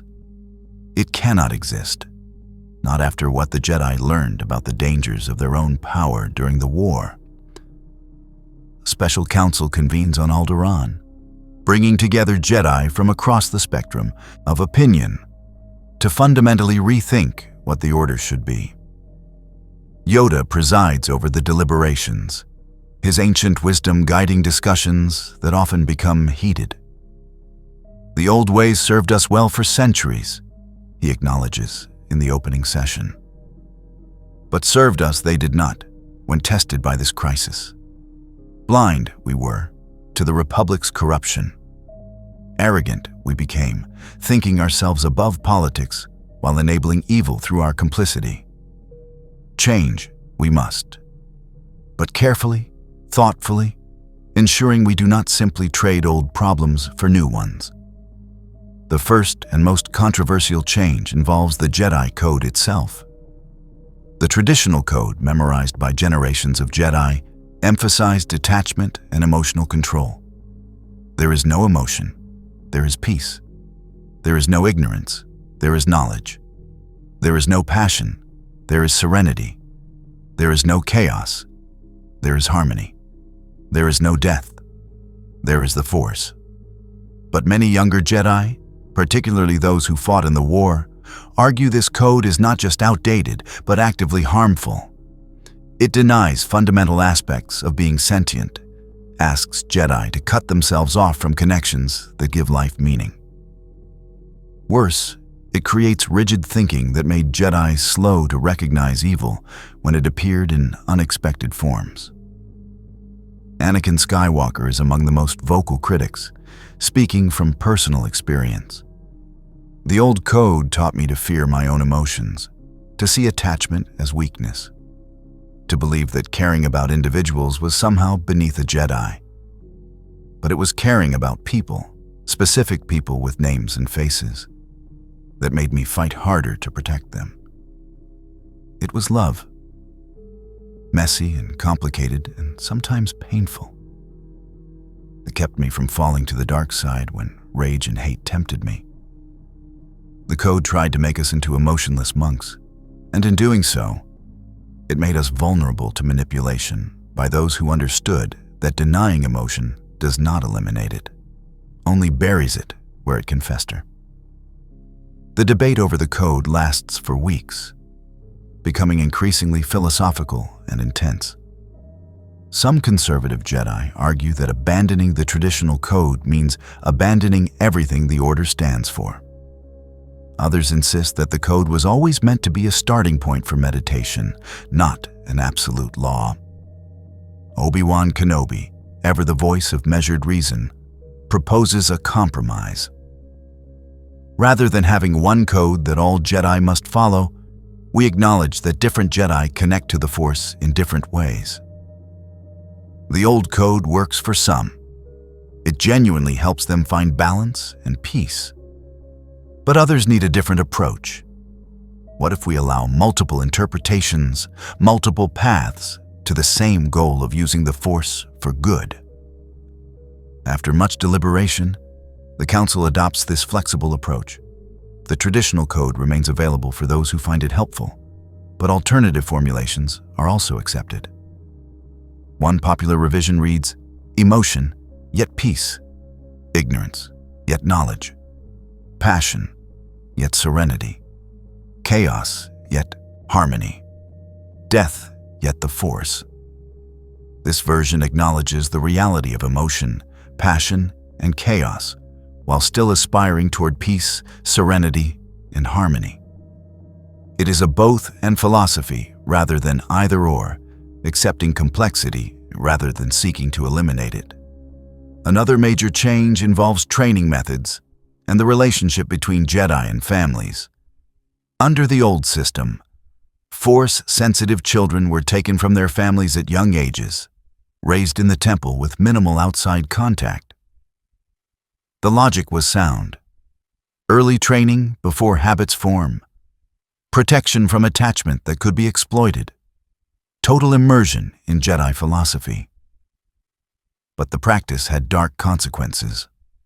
It created Jedi who were poorly equipped to understand normal people, who saw the galaxy from a detached perspective that could seem cold or callous. It caused immense pain to families who lost their children to an order they barely understood.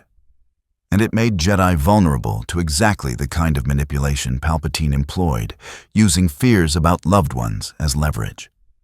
The new system is radically different.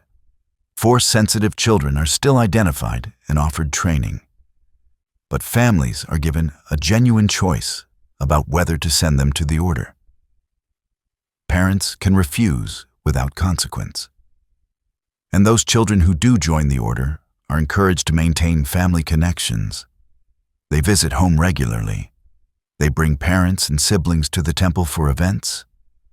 They are taught that being a Jedi does not mean severing all bonds, but rather learning to hold those bonds while serving the greater good.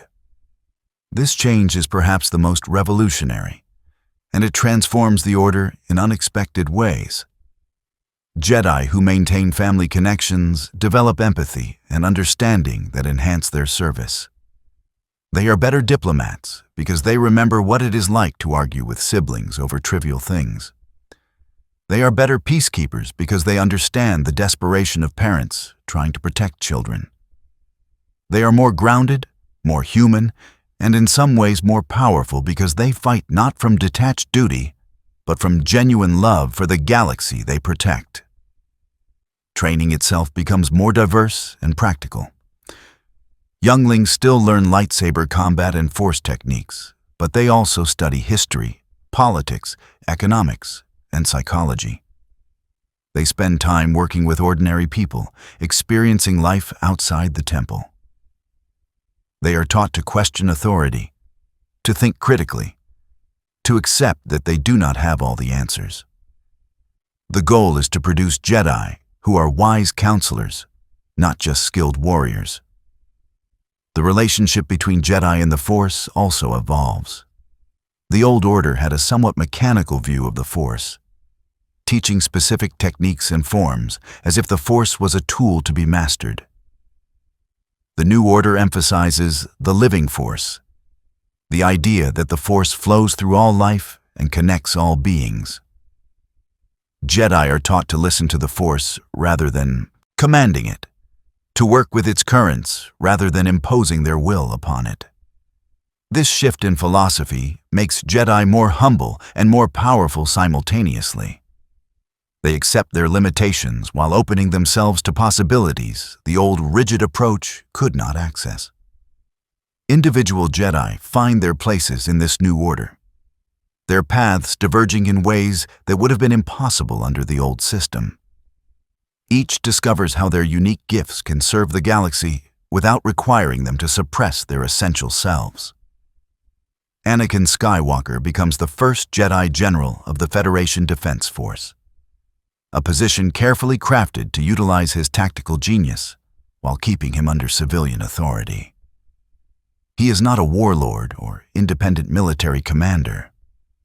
He serves at the pleasure of the Federal Council and must justify every deployment, every operation, every use of force.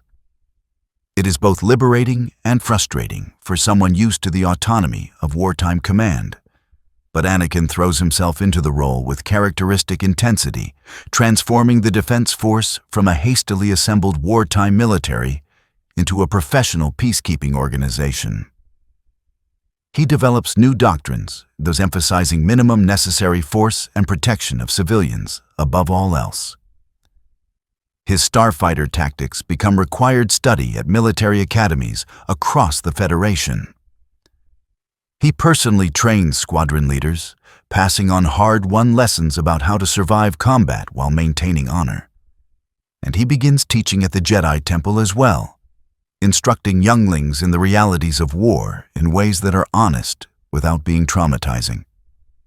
His classes always start the same way. War is not glorious. It is not heroic. It is people dying for reasons they may not fully understand, in service of causes that may or may not be just. But sometimes war is necessary to stop greater evils. The question you must always ask is not whether you can win a fight, but whether fighting serves the Force's will or just your own anger. Many of his students are troubled younglings who struggle with aggressive tendencies, who feel the pull of the dark side in moments of anger. They respond to Anakin because he understands that struggle intimately. He does not pretend to be above such feelings. Instead, he shows them how to acknowledge those feelings, understand them, and then choose not to be controlled by them. In his personal life, Anakin finally allows himself the relationships the old order forbade. He marries, has children, builds a life outside the temple while remaining committed to his Jedi responsibilities. It is not always easy. There are arguments about time away from family for military deployments. There are fears every time he flies into danger. There are complications that celibate monks never faced. But there is also joy, deep and sustaining, that makes him a better Jedi by making him a more complete person. Obi-Wan Kenobi, by contrast, chooses a different path. He becomes the first Jedi Ambassador at Large, a roving diplomat authorized to represent the Federation in negotiations across the galaxy. His reputation as a reasonable man, someone who listens before acting and seeks peaceful solutions whenever possible, makes him invaluable in this role. He travels from crisis to crisis, diffusing situations before they explode into violence. On Mandalore, he negotiates a complex power-sharing agreement between traditional warrior clans and pacifist reformers, creating space for both philosophies to coexist. On Naboo, he mediates a trade dispute between fishing villages and manufacturing centers that threaten to escalate into civil war. On Kashyyyk, he helps broker an end to a border conflict that had simmered for generations. His successes are quiet and often go unnoticed by the general public, but they save countless lives. Obi-Wan also takes on a new role at the Jedi Temple, training diplomats in how to use Force abilities to enhance negotiation without manipulating people unethically. He teaches classes on reading emotional states through the Force, on projecting calm to defuse tense situations, on sensing deception without invading privacy. His students learn that the greatest power is often knowing when not to use power, when to step back and let others solve their own problems. In his rare moments of leisure, Obi-Wan writes. He pens a series of reflective essays on Jedi philosophy, examining where the old order went wrong and how the new order can avoid similar mistakes. His writings become foundational texts for the reformed Jedi, studied alongside ancient holocrons and debated in temple halls. One essay in particular, titled On the Virtue of Uncertainty, becomes famous for its argument that doubt is not weakness, but wisdom. That acknowledging the limits of our knowledge is the first step toward genuine understanding. Unlike Anakin, Obi-Wan does not marry or form deep attachments outside the order. It is not because he follows the old code's prohibition, but because he genuinely finds fulfillment in his work and his friendships within the Jedi community. He demonstrates that the new flexibility allows different life paths, rather than mandating any particular one. Some Jedi will form families, others will not, and both choices are equally valid as long as they are made freely. Mace Windu, having stepped down from political leadership, returns to his first love, teaching. He takes on responsibility for training the youngest younglings, children just beginning to sense the Force, helping them understand their gifts without fear. It is a role that would have seemed beneath a council master under the old system. But Mace finds it deeply satisfying. He is there at the beginning of each Jedi's journey, laying foundations that will shape them for decades. His teaching style is rigorous but kind, demanding excellence while accepting failure as part of learning. He pushes students to their limits and then shows them their limits can expand.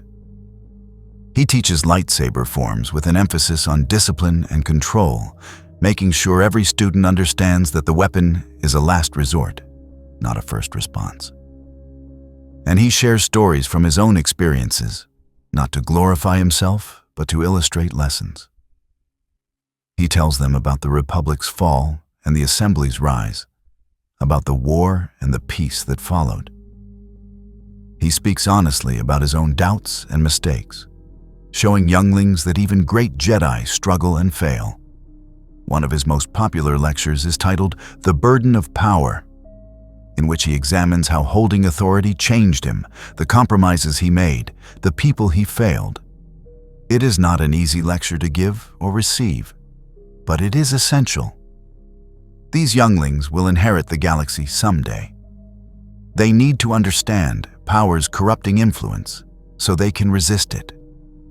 Mace also becomes the Jedi Order's unofficial historian, compiling records of the war and its aftermath.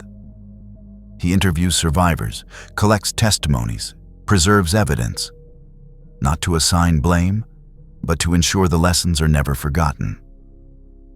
The archives he creates become required study for advanced students. Stark documentation of what happens when good people remain silent in the face of evil. When institutions become corrupt, when power concentrates without accountability.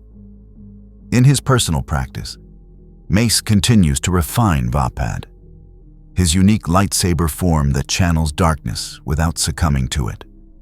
He teaches it only to the most disciplined students, those who have proven they can use the technique without being consumed by it. Through this work, he contributes to a broader understanding of the Force as something more nuanced than simple light versus dark.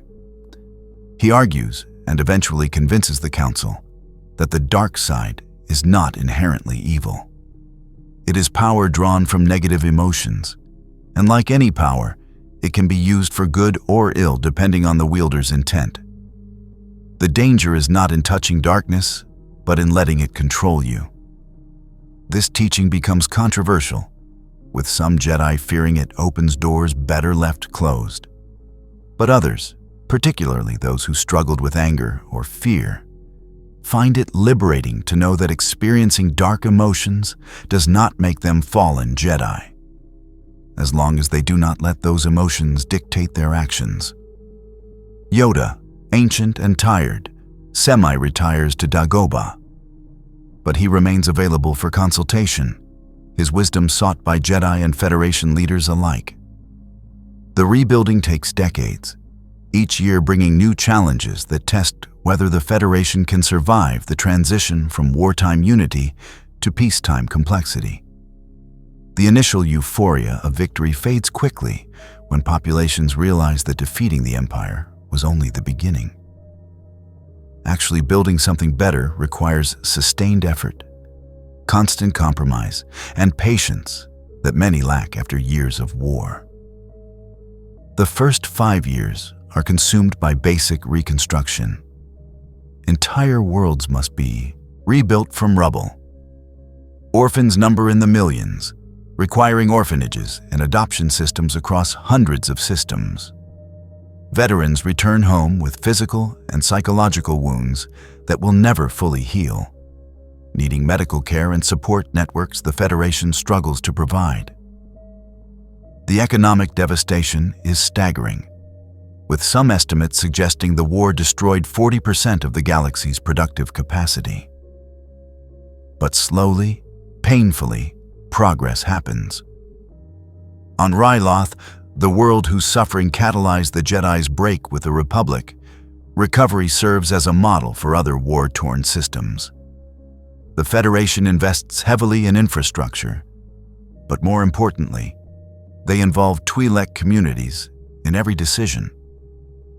When designing new cities to replace destroyed ones, Twi'lek architects lead the projects.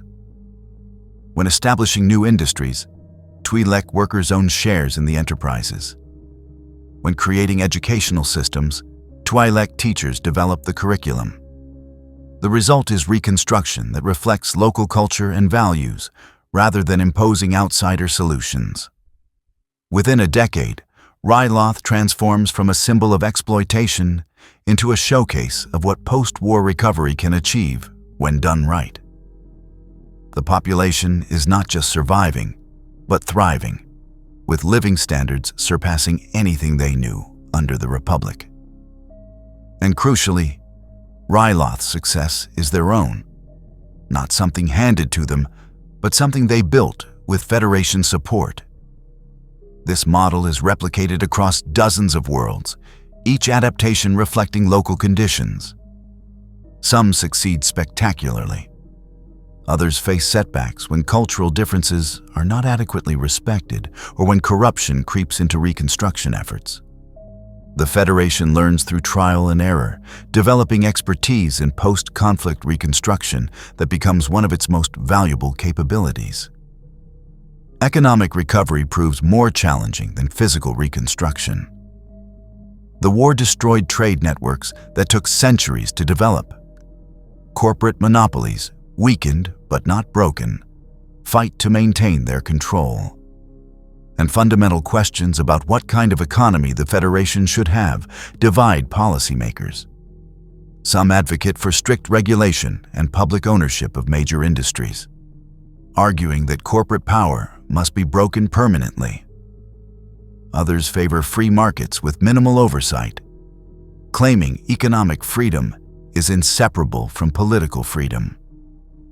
The debates are intense and often technical, involving detailed arguments about monetary policy, trade regulations, labor laws, and taxation that most citizens find incomprehensible. Mon Mothma navigates these debates with careful diplomacy, building coalitions that shift issue by issue. She develops a pragmatic philosophy: regulate enough to prevent exploitation and monopoly power, but not so much that innovation is strangled. Encourage competition while protecting workers and consumers. Invest public resources in areas markets ignore, like education and infrastructure, while leaving most production to private enterprise. It satisfies no one completely, but works well enough to keep the economy growing. The economic recovery is not smooth. A major recession strikes 5 years in, triggered when several large corporations collapse under debt they accumulated during the war. Unemployment spikes, hunger returns to places that had achieved food security, and angry populations demand action. Mon Mothma faces calls to nationalize failing corporations or provide unlimited bailouts. She does neither, instead letting companies fail while protecting workers through job retraining programs and unemployment benefits. The recession is painful but relatively brief. And when it ends, the economy is more diverse and resilient than before. Political challenges prove even more intractable than economic ones. The Federation's structure, designed to balance central authority with local autonomy, creates constant tension. Member worlds clash over trade policy, immigration, resource allocation, military commitments, and countless other issues. The Federal Council becomes a battleground where every decision requires exhausting negotiations and delicate compromises. Some conflicts are predictable. Core worlds, wealthier and more developed, resist efforts to redistribute resources to poorer Outer Rim systems.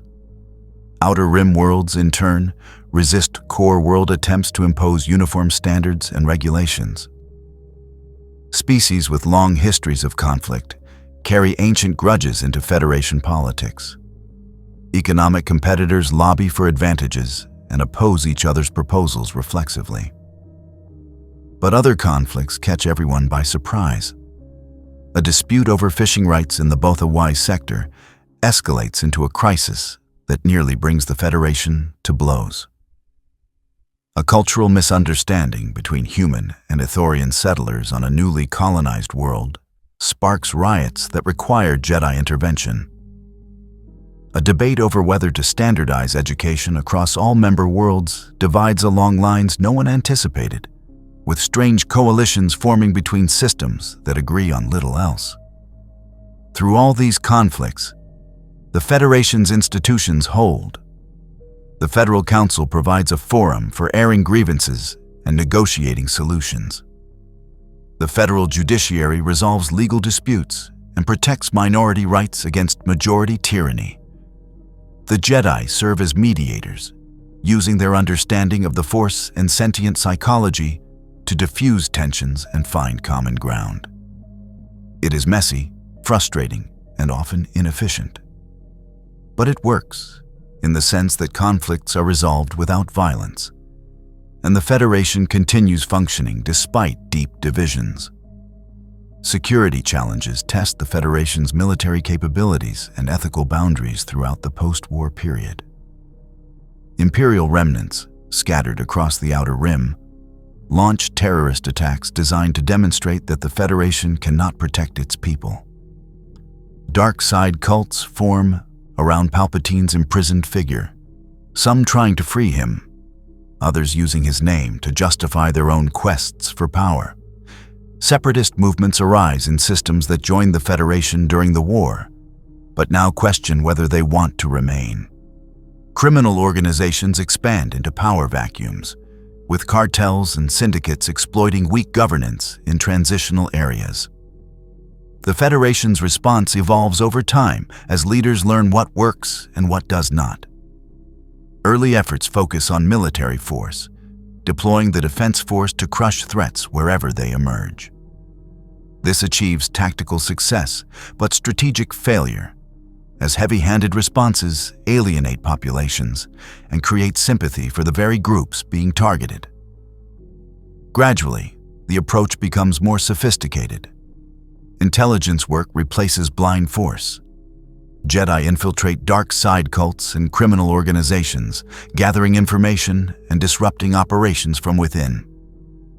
Economic development programs address the root causes of instability rather than just symptoms. Local populations are empowered to police themselves rather than depending on distant Federation forces. The shift is championed by Obi-Wan Kenobi, whose diplomatic experience convinces him that sustainable security requires winning hearts and minds, not just battles.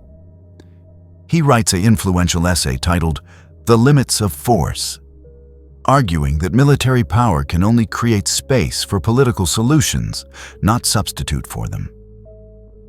His arguments gradually win over skeptics as the evidence accumulates that sophisticated approaches work better than crude ones. 10 years into the Federation's existence, terrorism and insurgency have decreased by 70% compared to immediate post-war levels. It is not total peace, but it is manageable security. The Jedi Order's transformation continues throughout this period, with changes that would have been unthinkable under the old system becoming routine. The most visible change involves family. Jedi who marry and have children become increasingly common, their families integrated into temple life in ways that create new dynamics and challenges. Young Jedi grow up with role models who balance family commitments with Force training, learning that attachment is not inherently dangerous. But this creates complications the old order never faced. Jedi spouses who are not Force-sensitive sometimes struggle to understand their partner's obligations. Children born to Jedi are not automatically Force-sensitive themselves, leading to questions about whether they belong in the Order. Jealousies and conflicts arise when Jedi prioritize missions over family or vice versa. Divorces happen, creating legal and emotional complexities that require new protocols. The Order establishes counseling services, mediators who help Jedi navigate the challenges of maintaining relationships while serving the galaxy. These counselors, often former Jedi who chose family over the Order under the old system, bring hard-won wisdom to their work. They teach communication skills, conflict resolution, emotional intelligence. They help Jedi couples establish healthy boundaries between work and home. And they support children raised in Jedi families, ensuring they develop normally despite their unusual upbringing. Another major change involves how Force abilities are taught and used. The old Order had rigid categories defining which Force techniques were acceptable and which were forbidden. The new Order takes a more nuanced approach, recognizing that most Force abilities are tools that can be used ethically or unethically depending on context and intent. Force lightning, long considered a dark side power, is taught to advanced students with emphasis on control and restraint. Mind tricks, previously used freely, are now subject to strict ethical guidelines about when manipulation is justified. Battle meditation, once reserved for warfare, finds applications in diplomacy and conflict resolution. The Council debates these changes intensely, with conservative Jedi arguing that relaxing restrictions invites corruption, while progressive Jedi contend that the old rigidity created the very problems it sought to prevent. 15 years after Palpatine's defeat, a major scandal rocks the Jedi Order when a respected master is discovered using mind tricks to influence Federal Council votes. The revelation is devastating, seeming to confirm every fear about Jedi involvement in politics. Calls arise to ban Jedi from any role in government, to return to complete separation. Mace Windu leads the Order's response personally. The offending master is expelled and prosecuted in civilian courts, receiving a prison sentence that demonstrates Jedi are subject to the same laws as everyone else. The entire Order undergoes mandatory ethics retraining, with renewed emphasis on the responsibilities that come with Force powers. And the Council establishes an independent oversight board, including non-Jedi members, to investigate any allegations of Force abuse. The crisis is painful, but ultimately strengthens the Order by proving it can police itself and accept accountability. 20 years pass, and the generation that fought in the war begins to age out of active service. Mace Windu, now in his 70s, spends most of his time teaching younglings, his body no longer capable of the physical demands of combat. Obi-Wan Kenobi, though still active as a diplomat, moves more slowly, his joints aching from decades of lightsaber dueling and planetary travel. Anakin Skywalker, the chosen one who bridged light and dark, trains his own children in the Force while continuing to command the Defense Force, though he increasingly delegates tactical operations to younger officers. This generational transition creates opportunities for new voices and approaches. Younger Jedi, who came of age during the war or in its immediate aftermath, have different perspectives than their elders.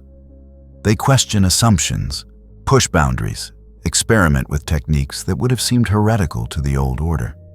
Some of this innovation is valuable, leading to genuinely better ways of connecting with the Force and serving the galaxy. Some proves misguided, requiring correction from experienced masters who have seen similar mistakes before. The Council itself undergoes generational change, with half its seats turning over as older masters retire or die. By the 25th anniversary of the Federation's founding, the galaxy has changed profoundly from the one that existed under the Republic or Empire. New trade routes cross previously isolated sectors, connecting cultures that rarely interacted before. Mixed species communities become common, with humans, Twi'leks, Mon Calamari, Wookiees, and dozens of other species living and working together in ways that dissolve ancient prejudices. Educational exchanges send young people to study on distant worlds, creating networks of friendship and understanding that transcend planetary boundaries. The arts flourish in the peace, with new forms of music, literature, and visual expression emerging from the cross-pollination of cultures. Democracy, once a hollow promise corrupted by corporate influence, becomes increasingly real as citizens learn to hold their leaders accountable. Voter turnout increases each election as populations discover their votes actually matter. Grassroots movements successfully push for policy changes on issues ranging from environmental protection to labor rights. Investigative journalism flourishes without fear of imperial retribution, exposing corruption and keeping officials honest. Civil society organizations proliferate, filling roles governments cannot or should not attempt. It is not perfect by any measure. Poverty persists in pockets the economic boom has not reached. Discrimination based on species, gender, or homeworld remains common despite legal prohibitions. Crime, though reduced from wartime levels, still devastates communities. Political corruption occasionally surfaces, requiring prosecution and reform. Environmental damage from the war will take generations to fully repair. Some worlds remain deeply scarred by trauma that no amount of therapy can completely heal. But compared to the Republic's stagnant corruption or the Empire's brutal tyranny, the Federation represents genuine progress. People have voice in their government. Rights are protected by law and enforced by courts. Economic opportunity is more broadly distributed. Violence has decreased. Hope has increased. The metrics of human flourishing, from life expectancy to educational attainment to reported happiness, trend upward across most member worlds. Mon Mothma, completing her 4th term as Chancellor, announces she will not seek a 5th. I have served to the best of my ability, but leadership requires fresh thinking, new energy, perspectives shaped by different experiences. She steps down gracefully, her legacy secure, and watches as a new generation of leaders takes her place. The peaceful transition of power, now occurring for the 2nd time, proves the system works. 30 years after Palpatine's imprisonment, a new crisis emerges that tests whether the lessons learned have truly been absorbed. A charismatic figure named Koros arises on a rim world, advocating a return to strong central authority and promising to solve problems the Federation has struggled with. He gains a following by pointing out genuine failures and legitimate grievances. then offering authoritarian solutions wrapped in appeals to order and security. He is not Palpatine, not Sith, not connected to the dark side. He is something potentially more dangerous. A populist demagogue who understands that people exhausted by complexity will embrace simplicity, even dangerous simplicity. Koros builds a political movement that wins control of several member world governments through free elections. He then uses that power to systematically dismantle democratic institutions, concentrating authority in his own hands. When the Federation objects, he accuses them of imperialism, of trying to impose their values on sovereign worlds. He is technically correct that the Federation's constitution allows wide local autonomy. But he is also clearly moving toward dictatorship, and many Federation citizens watch with growing alarm. The debate over how to respond divides the Federation Council. Some argue for immediate intervention, forcibly removing Koros before he becomes too powerful.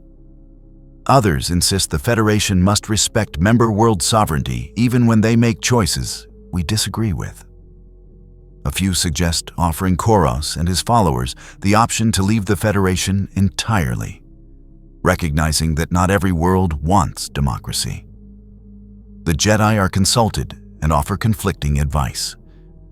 Younger Jedi tend toward intervention, seeing echoes of Palpatine's rise and wanting to prevent a repeat.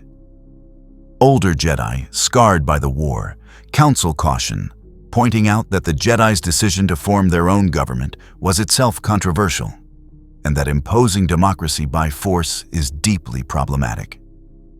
The crisis drags on for months, with Koros consolidating power while the Federation debates. Finally, a compromise emerges. The Federation will not intervene militarily, but it will support democratic opposition movements in Koros's worlds, providing resources, training, and sanctuary for dissidents. It will impose economic sanctions that make dictatorship costly without starving civilian populations. And it will make clear that any aggression by Koros's regime will be met with overwhelming force. The approach is imperfect and satisfies no one completely, but it threads the needle between respecting sovereignty and abandoning principles. Over the next several years, internal opposition to Koros grows as his promises fail to materialize and his authoritarian methods alienate supporters.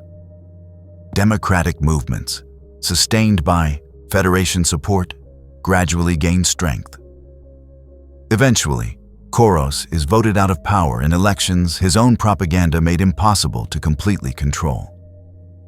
The crisis ends not with military victory, but with political evolution, messy and slow, but ultimately successful.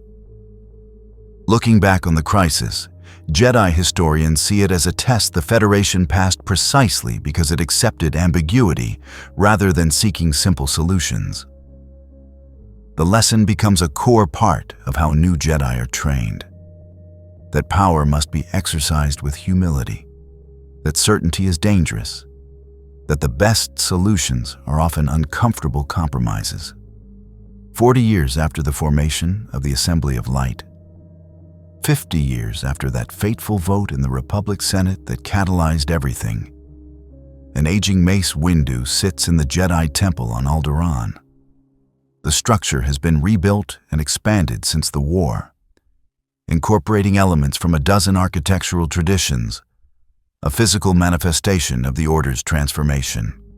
The meditation chamber where Mace sits overlooks training grounds where younglings practice lightsaber forms, their movements still awkward but improving, full of the potential that makes teaching so rewarding. His body aches in ways it never did when he was younger. Arthritis has claimed his knees and hips, requiring a cane for walking that he uses without shame. His once dark skin has creased with deep lines, maps of a life fully lived.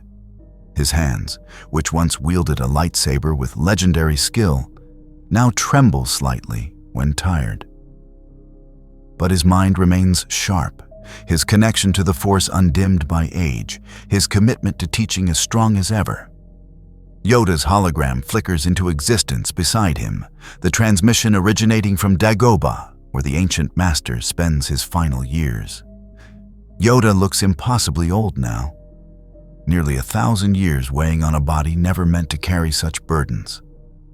But his eyes still sparkle with intelligence and humor, refusing to surrender to despair despite everything he has witnessed. "Visit you in person I should," Yoda says with gentle reproach. "Too long it has been since we spoke face to face. But travel, difficult it is at my age. Understand, I know you do." Mace smiles softly. "I understand completely, old friend. My own traveling days are behind me. I can barely make it from my quarters to this chamber without needing to rest. We have earned the right to be still, I think. To let younger beings rush about saving the galaxy while we watch and offer what wisdom age has given us." They sit in companionable silence for a moment, watching the younglings below. One child, a Togruta girl perhaps 9 years old, executes a particularly graceful sequence that draws approving nods from her instructor. "Did we do the right thing, do you think?" Mace asks suddenly. The question that has haunted him for decades, finally voiced. Starting all of this? Breaking from the Republic? Forming the Assembly? Fighting a war that killed millions? Creating a government when we knew the dangers of Jedi holding power? When I lie awake at night, which happens more often as I age, I wonder whether the same ends could have been achieved through different means. Whether we could have reformed the Republic from within rather than tearing it down. Whether the cost was too high for the benefits we achieved. The question hangs in the air for a long moment, heavy with implications. Yoda closes his eyes, reaching back through decades of memory to that fateful council session where Mace first proposed the unthinkable. When the vote was called, Yoda had abstained, unable to support Mace's plan, but equally unable to stand against it. That abstention had haunted him ever since, a choice that was no choice at all. "Know the answer, do I?" Yoda says slowly, his voice carrying the weight of centuries. "No. Certain I am not. But tell you what I do know, I can. Know that the Republic was dying, I do. Corrupt beyond saving, it had become. Saw this, you did, when others remained blind. Tried to wake us, you did, with evidence we could not refute. And still, hesitated we did, clinging to old ways and old certainties because change terrified us." Yoda opens his eyes, fixing Mace with a gaze that sees past surface into soul. "Know also that war was coming, I do, with or without us. Palpatine's plans were too far advanced to stop through traditional means. If formed the Assembly we had not, perhaps fallen the entire galaxy would have. To the Empire. Or perhaps another path there was, that we failed to see. Cannot know, we do. Only speculate. But choose we had to, with imperfect information and uncertain outcomes. This is the burden of leadership." Mace nods slowly, acknowledging the truth even as it fails to fully comfort. "I think about the people who died because of choices I made. The Jedi who fell in battle. The civilians caught in crossfire. The soldiers following orders I gave, orders that sent them into danger, knowing some would not return. I remember their names, Master. All of them. I see their faces when I close my eyes. And I wonder if they would consider our victories worth their deaths. That burden, carry it you must," Yoda says gently. "All leaders must. But torture yourself, do not, with impossible questions. Did the best you could, you did, with the information you had. Mistakes, yes, you made. All of us did. But from ill intent they came not, from care too deep, from desire too strong to help. If err you must, Better to err from compassion than from cruelty. The younglings below break into smaller groups for individualized instruction. The Togruta girl is paired with a human boy for sparring practice. They salute each other with their training sabers and begin, their movements cautious and respectful. The instructor watches carefully, offering corrections and encouragement. Mace watches them and thinks about how different their training is from his own centuries ago. These children are not removed from their families. They laugh and play as well as train. They are taught to question authority, to think critically, to make their own choices. They are being raised to be wise rather than merely obedient. Look at them, Mace says softly, gesturing toward the training grounds. They are growing up in a galaxy where democracy is real, where rights are protected, where most people have enough to eat and hope for better futures. They will never know the Republic's stagnation or the Empire's tyranny. They will face their own challenges, make their own mistakes. But they start from a better place than we did. If our generation's suffering bought them that opportunity, perhaps it was worth it. Perhaps, Yoda agrees, or perhaps not. History will judge, not us. But this much, know I do. Tried, we did.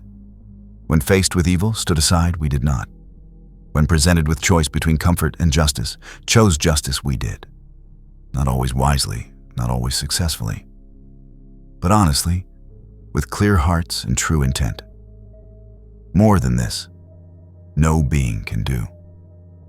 Below, the Togruta girl lands a light touch on her partner's shoulder, scoring a point. Instead of gloating, she helps him analyze what went wrong in his defense, showing him how to better position his blade.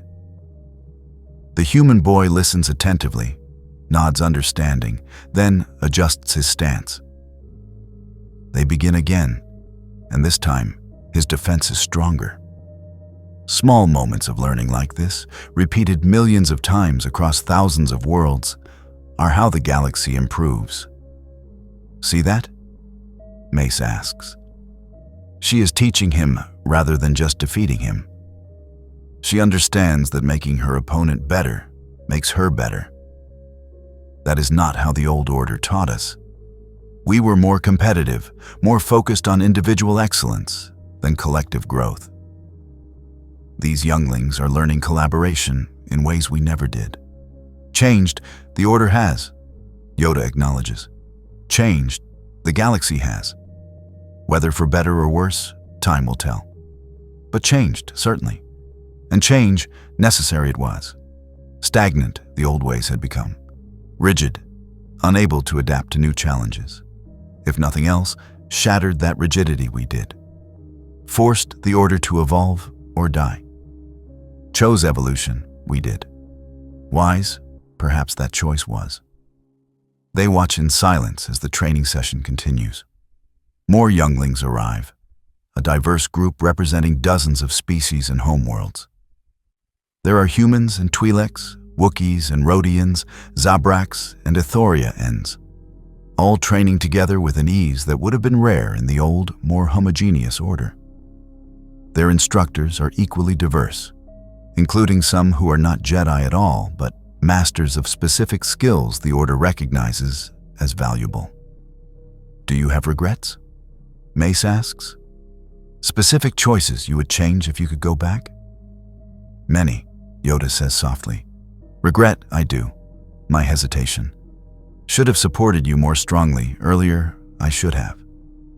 Saw the truth, I did, but feared to act on it.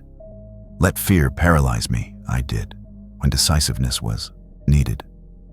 Also regret the younglings we lost, I do. Tried to protect them, we did, but not enough. Should have evacuated them sooner, hidden them better. Haunt me, their deaths do in quiet moments. His voice wavers slightly, and for a moment the ancient master seems impossibly frail, bent under the weight of centuries of memories and losses. But then he straightens, or as much as his curved spine allows, and continues. But dwell on regrets, I will not. Learn from them, yes. Carry them, yes. But let them define me, no. Did good as well as harm, we did. Saved as well as failed. Changed the galaxy in ways both positive and negative. Mixed our legacy is, as all legacies are. Mace considers this, thinking back across his own long life. I regret the Grey Jedi, he says finally. When Zel Johara and his faction pushed for more aggressive tactics, I should have listened more carefully to their concerns rather than simply rejecting them. They were wrong in their conclusions. I still believe that. But their frustrations were valid. By expelling them, I may have prevented them from becoming darker, but I also lost the opportunity to integrate their perspective in healthier ways. Failed them, I did, as a leader. Learn from that, did you? Yoda asks. Yes. I tried to be more flexible with subsequent disputes, to find ways to channel dissent productively rather than simply suppressing it. Some of our best innovations came from Jedi who disagreed with council decisions and pushed back. I learned to see disagreement as a resource rather than a threat. Good, that is. Evolution requires variation. Suppress all dissent, and stagnate you do. Encourage too much, and fragment you do. Balance, as always, is key. They fall silent again, watching the younglings practice. The afternoon light slants through the temple's transparisteel dome, casting intricate shadows across the training floor. Outside, Alderaan's capital city bustles with life. A thriving metropolis far removed from the quiet mountain town it was when the Assembly first established its headquarters here. The planet has grown and prospered as the Federation's symbolic heart, proof that peace can be as profitable as war once was. Tell me honestly, Master, Mace says after a long pause. If you could go back to that council session, knowing everything that would follow, would you vote differently? Would you support my proposal from the beginning? Or would you try to stop it, to keep the order on its traditional path? Yoda is silent for a long time, long enough that Mace wonders if the hologram is frozen. But then the ancient master sighs, a sound like wind through dried leaves. Honest, you ask me to be. Honest, I will be. Know what I would do, I do not. See the benefits clearly, I do. The Federation is better than the Republic was, better than the Empire would have been. Lives saved, suffering prevented, justice more closely approached. See also the costs, I do. War dead. Jedi transformed into politicians. Power wielded that should perhaps not have been. Walk that path again, could I? With full knowledge of the price? No, I do not. His voice drops to barely a whisper. Perhaps this is wisdom that comes with age. Recognize, I do, that some questions have no right answers. Some choices cannot be unmade. All we can do is choose the best we can see, then live with the consequences and try to make our choice worth the cost it demanded. This is not satisfying, not comforting, but true it is. Mace feels tears prickling his eyes, though whether from sadness or relief or simply age, he cannot say. Thank you, Master, for your honesty, for your friendship through all these years, even when we disagreed, for staying with the Order and helping guide it through its transformation, even when you had doubts. I could not have done any of this without you. My friend, Yoda says, and the term of affection is rare enough from him to be precious. Honored I am to have served alongside you. Watched you grow, I have, from impetuous Padawan to wise master. Seen you make hard choices and live with their weight. Admire you, I do, for staying true to your principles even when easier paths beckoned. Changed the galaxy you have. For better or worse, time will judge. But changed it you have, undeniably. The hologram flickers, and Yoda looks even more tired than before. Rest, I must. Old I am, and long conversations tire me. But visit again, I will. Watch these younglings together, we will, and discuss the galaxy they will inherit. Discuss also whether ready they are for the responsibilities that will fall to them. The hologram fades, leaving Mace alone with his thoughts and the younglings below. He watches them train for a while longer, then slowly, painfully, leverages himself to his feet using his cane. A young Jedi aide appears at his side, offering an arm for support. "Thank you," Mace says, accepting the help without false pride. He makes his way slowly down to the training grounds, where the younglings pause their practice to bow respectfully. He returns the bow, then spends the next hour moving among them, offering corrections and encouragement, sharing stories from his own training and missions, answering their earnest questions about everything from lightsaber grips to the nature of the Force. This is his life now, teaching the next generation, passing on what he has learned, trying to prepare these children for a galaxy that will test them in ways he cannot predict. It is quieter than commanding fleets or leading governments, less dramatic than lightsaber duels or political debates. But it feels more important somehow. These younglings will face their own crises someday. They will make their own choices, their own mistakes, forge their own legacies. The best he can do is give them foundations strong enough to build upon, wisdom hard-won enough to have value, and humility deep enough to keep them from his generation's errors. As evening falls, the younglings are dismissed to their quarters for rest and meditation. Mace makes his way to the temple's observation deck. From here, he can see across Alderaan's capital, a city transformed from the war-torn battlefield it was decades ago into a thriving center of culture, commerce, and learning. Lights begin to twinkle as businesses and homes activate their evening illumination. Streams of traffic flow through aerial lanes with practiced efficiency. In the distance, the spaceport shows the constant activity of ships arriving and departing, carrying goods and people across a galaxy more connected than ever. He thinks about the galaxy these younglings will inherit. It is not perfect. Poverty still exists, though less widespread than before. Discrimination persists, though laws and social progress have reduced its worst manifestations. Conflict continues, though wars between major powers have been absent for 3 decades. Crime remains a problem, though organized violence has decreased substantially. Environmental damage from the war and centuries of exploitation will require generations to fully heal.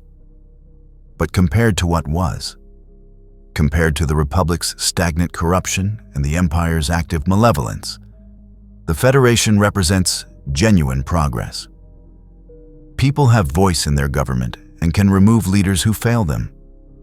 Rights are protected by law and enforced by independent courts.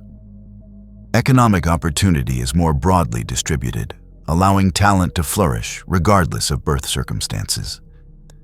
Education is accessible to most, creating an increasingly informed and capable population.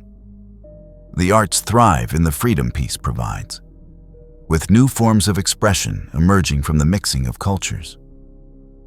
Scientific research, no longer constrained by corporate profit motives or imperial censorship, advances understanding and improves lives.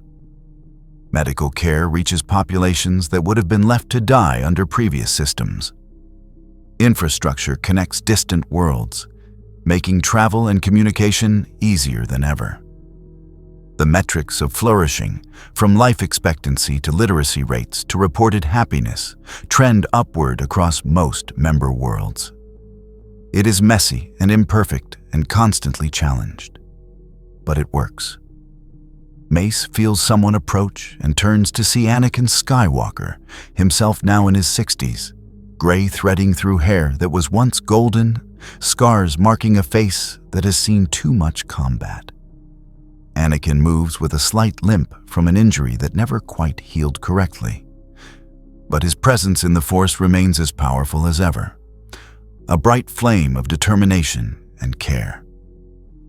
"Master Windu?" Anakin says, his voice carrying the respect of decades of friendship and shared struggle. "Anakin, I did not expect to see you here. I thought you were on Corellia, reviewing the Defense Force's training protocols." "I was. Finished earlier than expected." Anakin moves to stand beside Mace, looking out over the city. "I wanted to thank you for what you did all those years ago. For seeing what the Republic had become and having the courage to say so. For offering an alternative when most of us could not imagine one. For leading when leading meant making choices no one should have to make." Mace shakes his head slightly. "I'm not sure I deserve thanks. My choices led to war, to deaths that might have been avoided, to consequences I did not fully anticipate. You gave us a chance," Anakin insists. "Without the Assembly, without the Federation, Palpatine would have conquered everything. Maybe not immediately, maybe not obviously. But eventually, his empire would have consumed the galaxy. And beings like me, beings with power but questionable backgrounds, would have either served him or died. You created space for something better. That deserves thanks." They stand in silence for a moment, two old warriors watching the peace they fought to create. "Tell me," Anakin says finally, "do you think it will last? This peace? This Federation? Will it survive us? Will our great-grandchildren inherit something worth having? Or will it collapse as the Republic did? Succumb to corruption and apathy and eventually tyranny?" Mace considers the question carefully. Nothing lasts forever. Governments are human, or rather sentient, creations. They reflect the flaws of their creators. Corruption will always find cracks to exploit. Power will always tempt those who hold it. Ambition will always seek to concentrate authority. Fear will always make people choose security over freedom if the threat seems grave enough. So no, the Federation will not last forever in its current form. But I think we have built something resilient enough to evolve rather than simply collapse. The Constitution's sunset clause ensures each generation must consciously choose to maintain the system or change it. The checks and balances make it difficult for any faction to seize total control. The diversity of member worlds means no single crisis can destroy everything. Most importantly, we have created institutions that embody principles rather than personalities. When we die, when everyone who remembers the war and the founding is gone, the institutions will remain. They will carry forward the values we tried to embed in them: justice, accountability, service rather than domination, protection of rights, respect for diversity. And if those institutions are maintained, if each new generation chooses to uphold them, then yes, I believe this can last.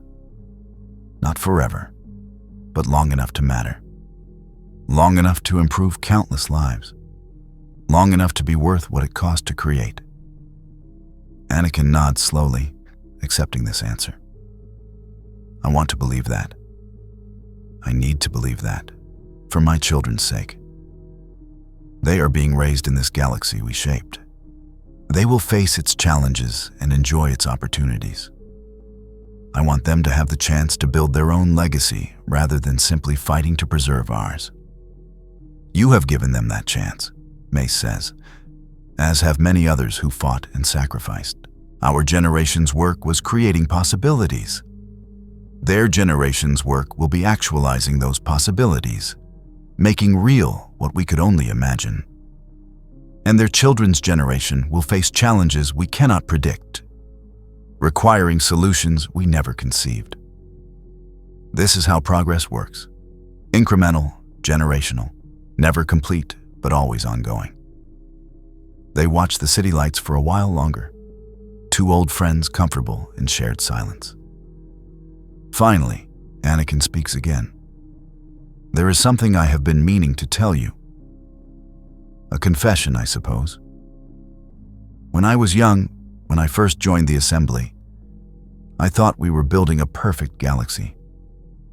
I believed that with enough power used rightly, we could eliminate suffering, end injustice, create something approaching paradise.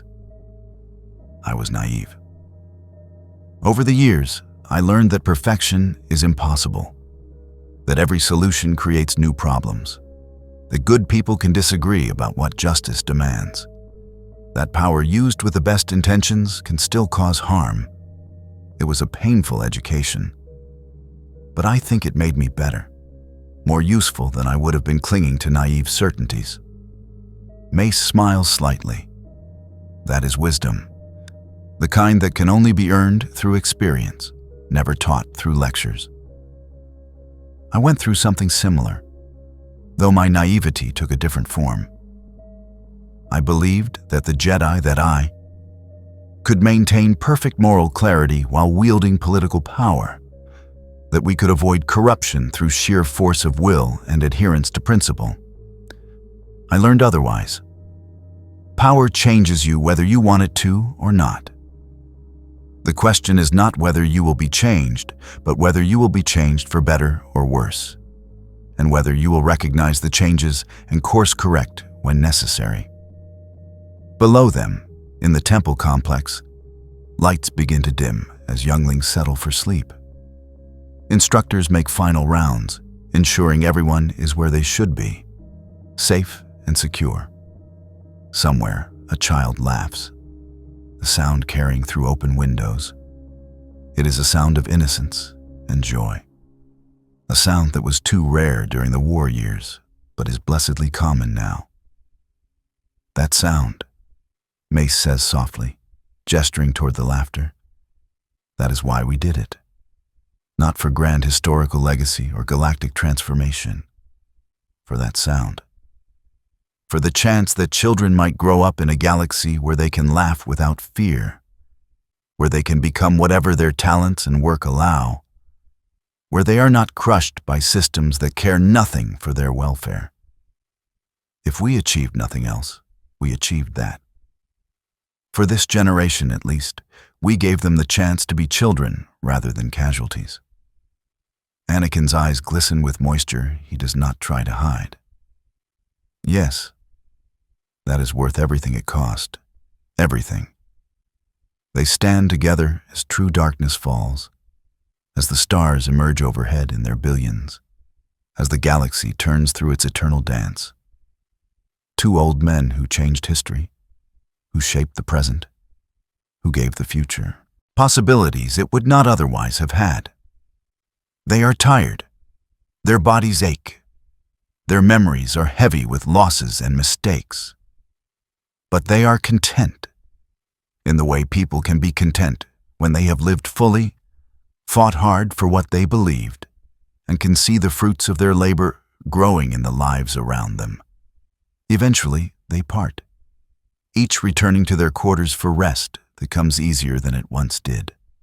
Sleep claims them both quickly, and in their dreams, they walk paths both remembered and imagined, visiting places and people long gone, seeing possibilities both realized and abandoned. They are old, these architects of revolution. Their time is nearly over. But the galaxy they helped shape continues, evolving, struggling, growing, carrying forward into a future they will not see but helped create. And in that continuation, in that ongoing story of countless beings trying to build better lives and better societies, their legacy lives, not perfect, never perfect, but better than what was, and with the potential, fragile but real, to become better still. The work continues. The galaxy turns. The force flows through all of it, light and dark in balance, guiding those who listen toward something approaching justice, something approximating peace.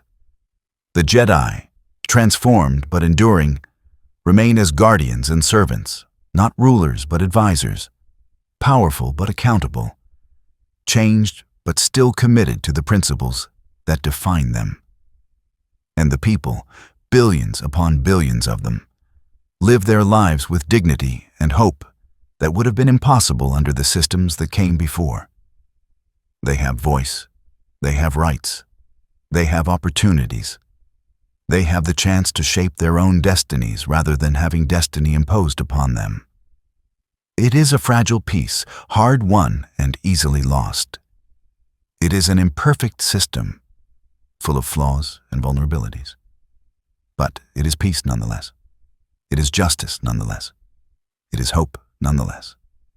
And for now, for this generation and perhaps several more to come, that is enough. That is victory. Not the clean, total victory of stories and legends, but the messy, partial, real victory of history. The kind that requires constant effort to maintain, the kind that future generations will have to fight for in their own ways. The kind that can be lost if people become complacent or cynical or divided. But also the kind that, if maintained, can grow stronger over time, can establish itself so deeply that backsliding becomes harder, can create institutions and norms and expectations that make tyranny more difficult and democracy more natural. This is what the Jedi Masters created when they formed their own Senate, when they broke from the Republic and built the Assembly, when they fought a war and shaped a peace. Not perfection, but possibility. Not paradise, but progress. Not the end of history, but the chance for history to continue with less suffering, more justice, greater dignity for all beings. And in the end, perhaps that is all anyone can hope to achieve. To leave the galaxy a little better than they found it. To give the next generation a slightly firmer foundation to build upon. To move, inch by painful inch, towards something approaching the ideals they serve.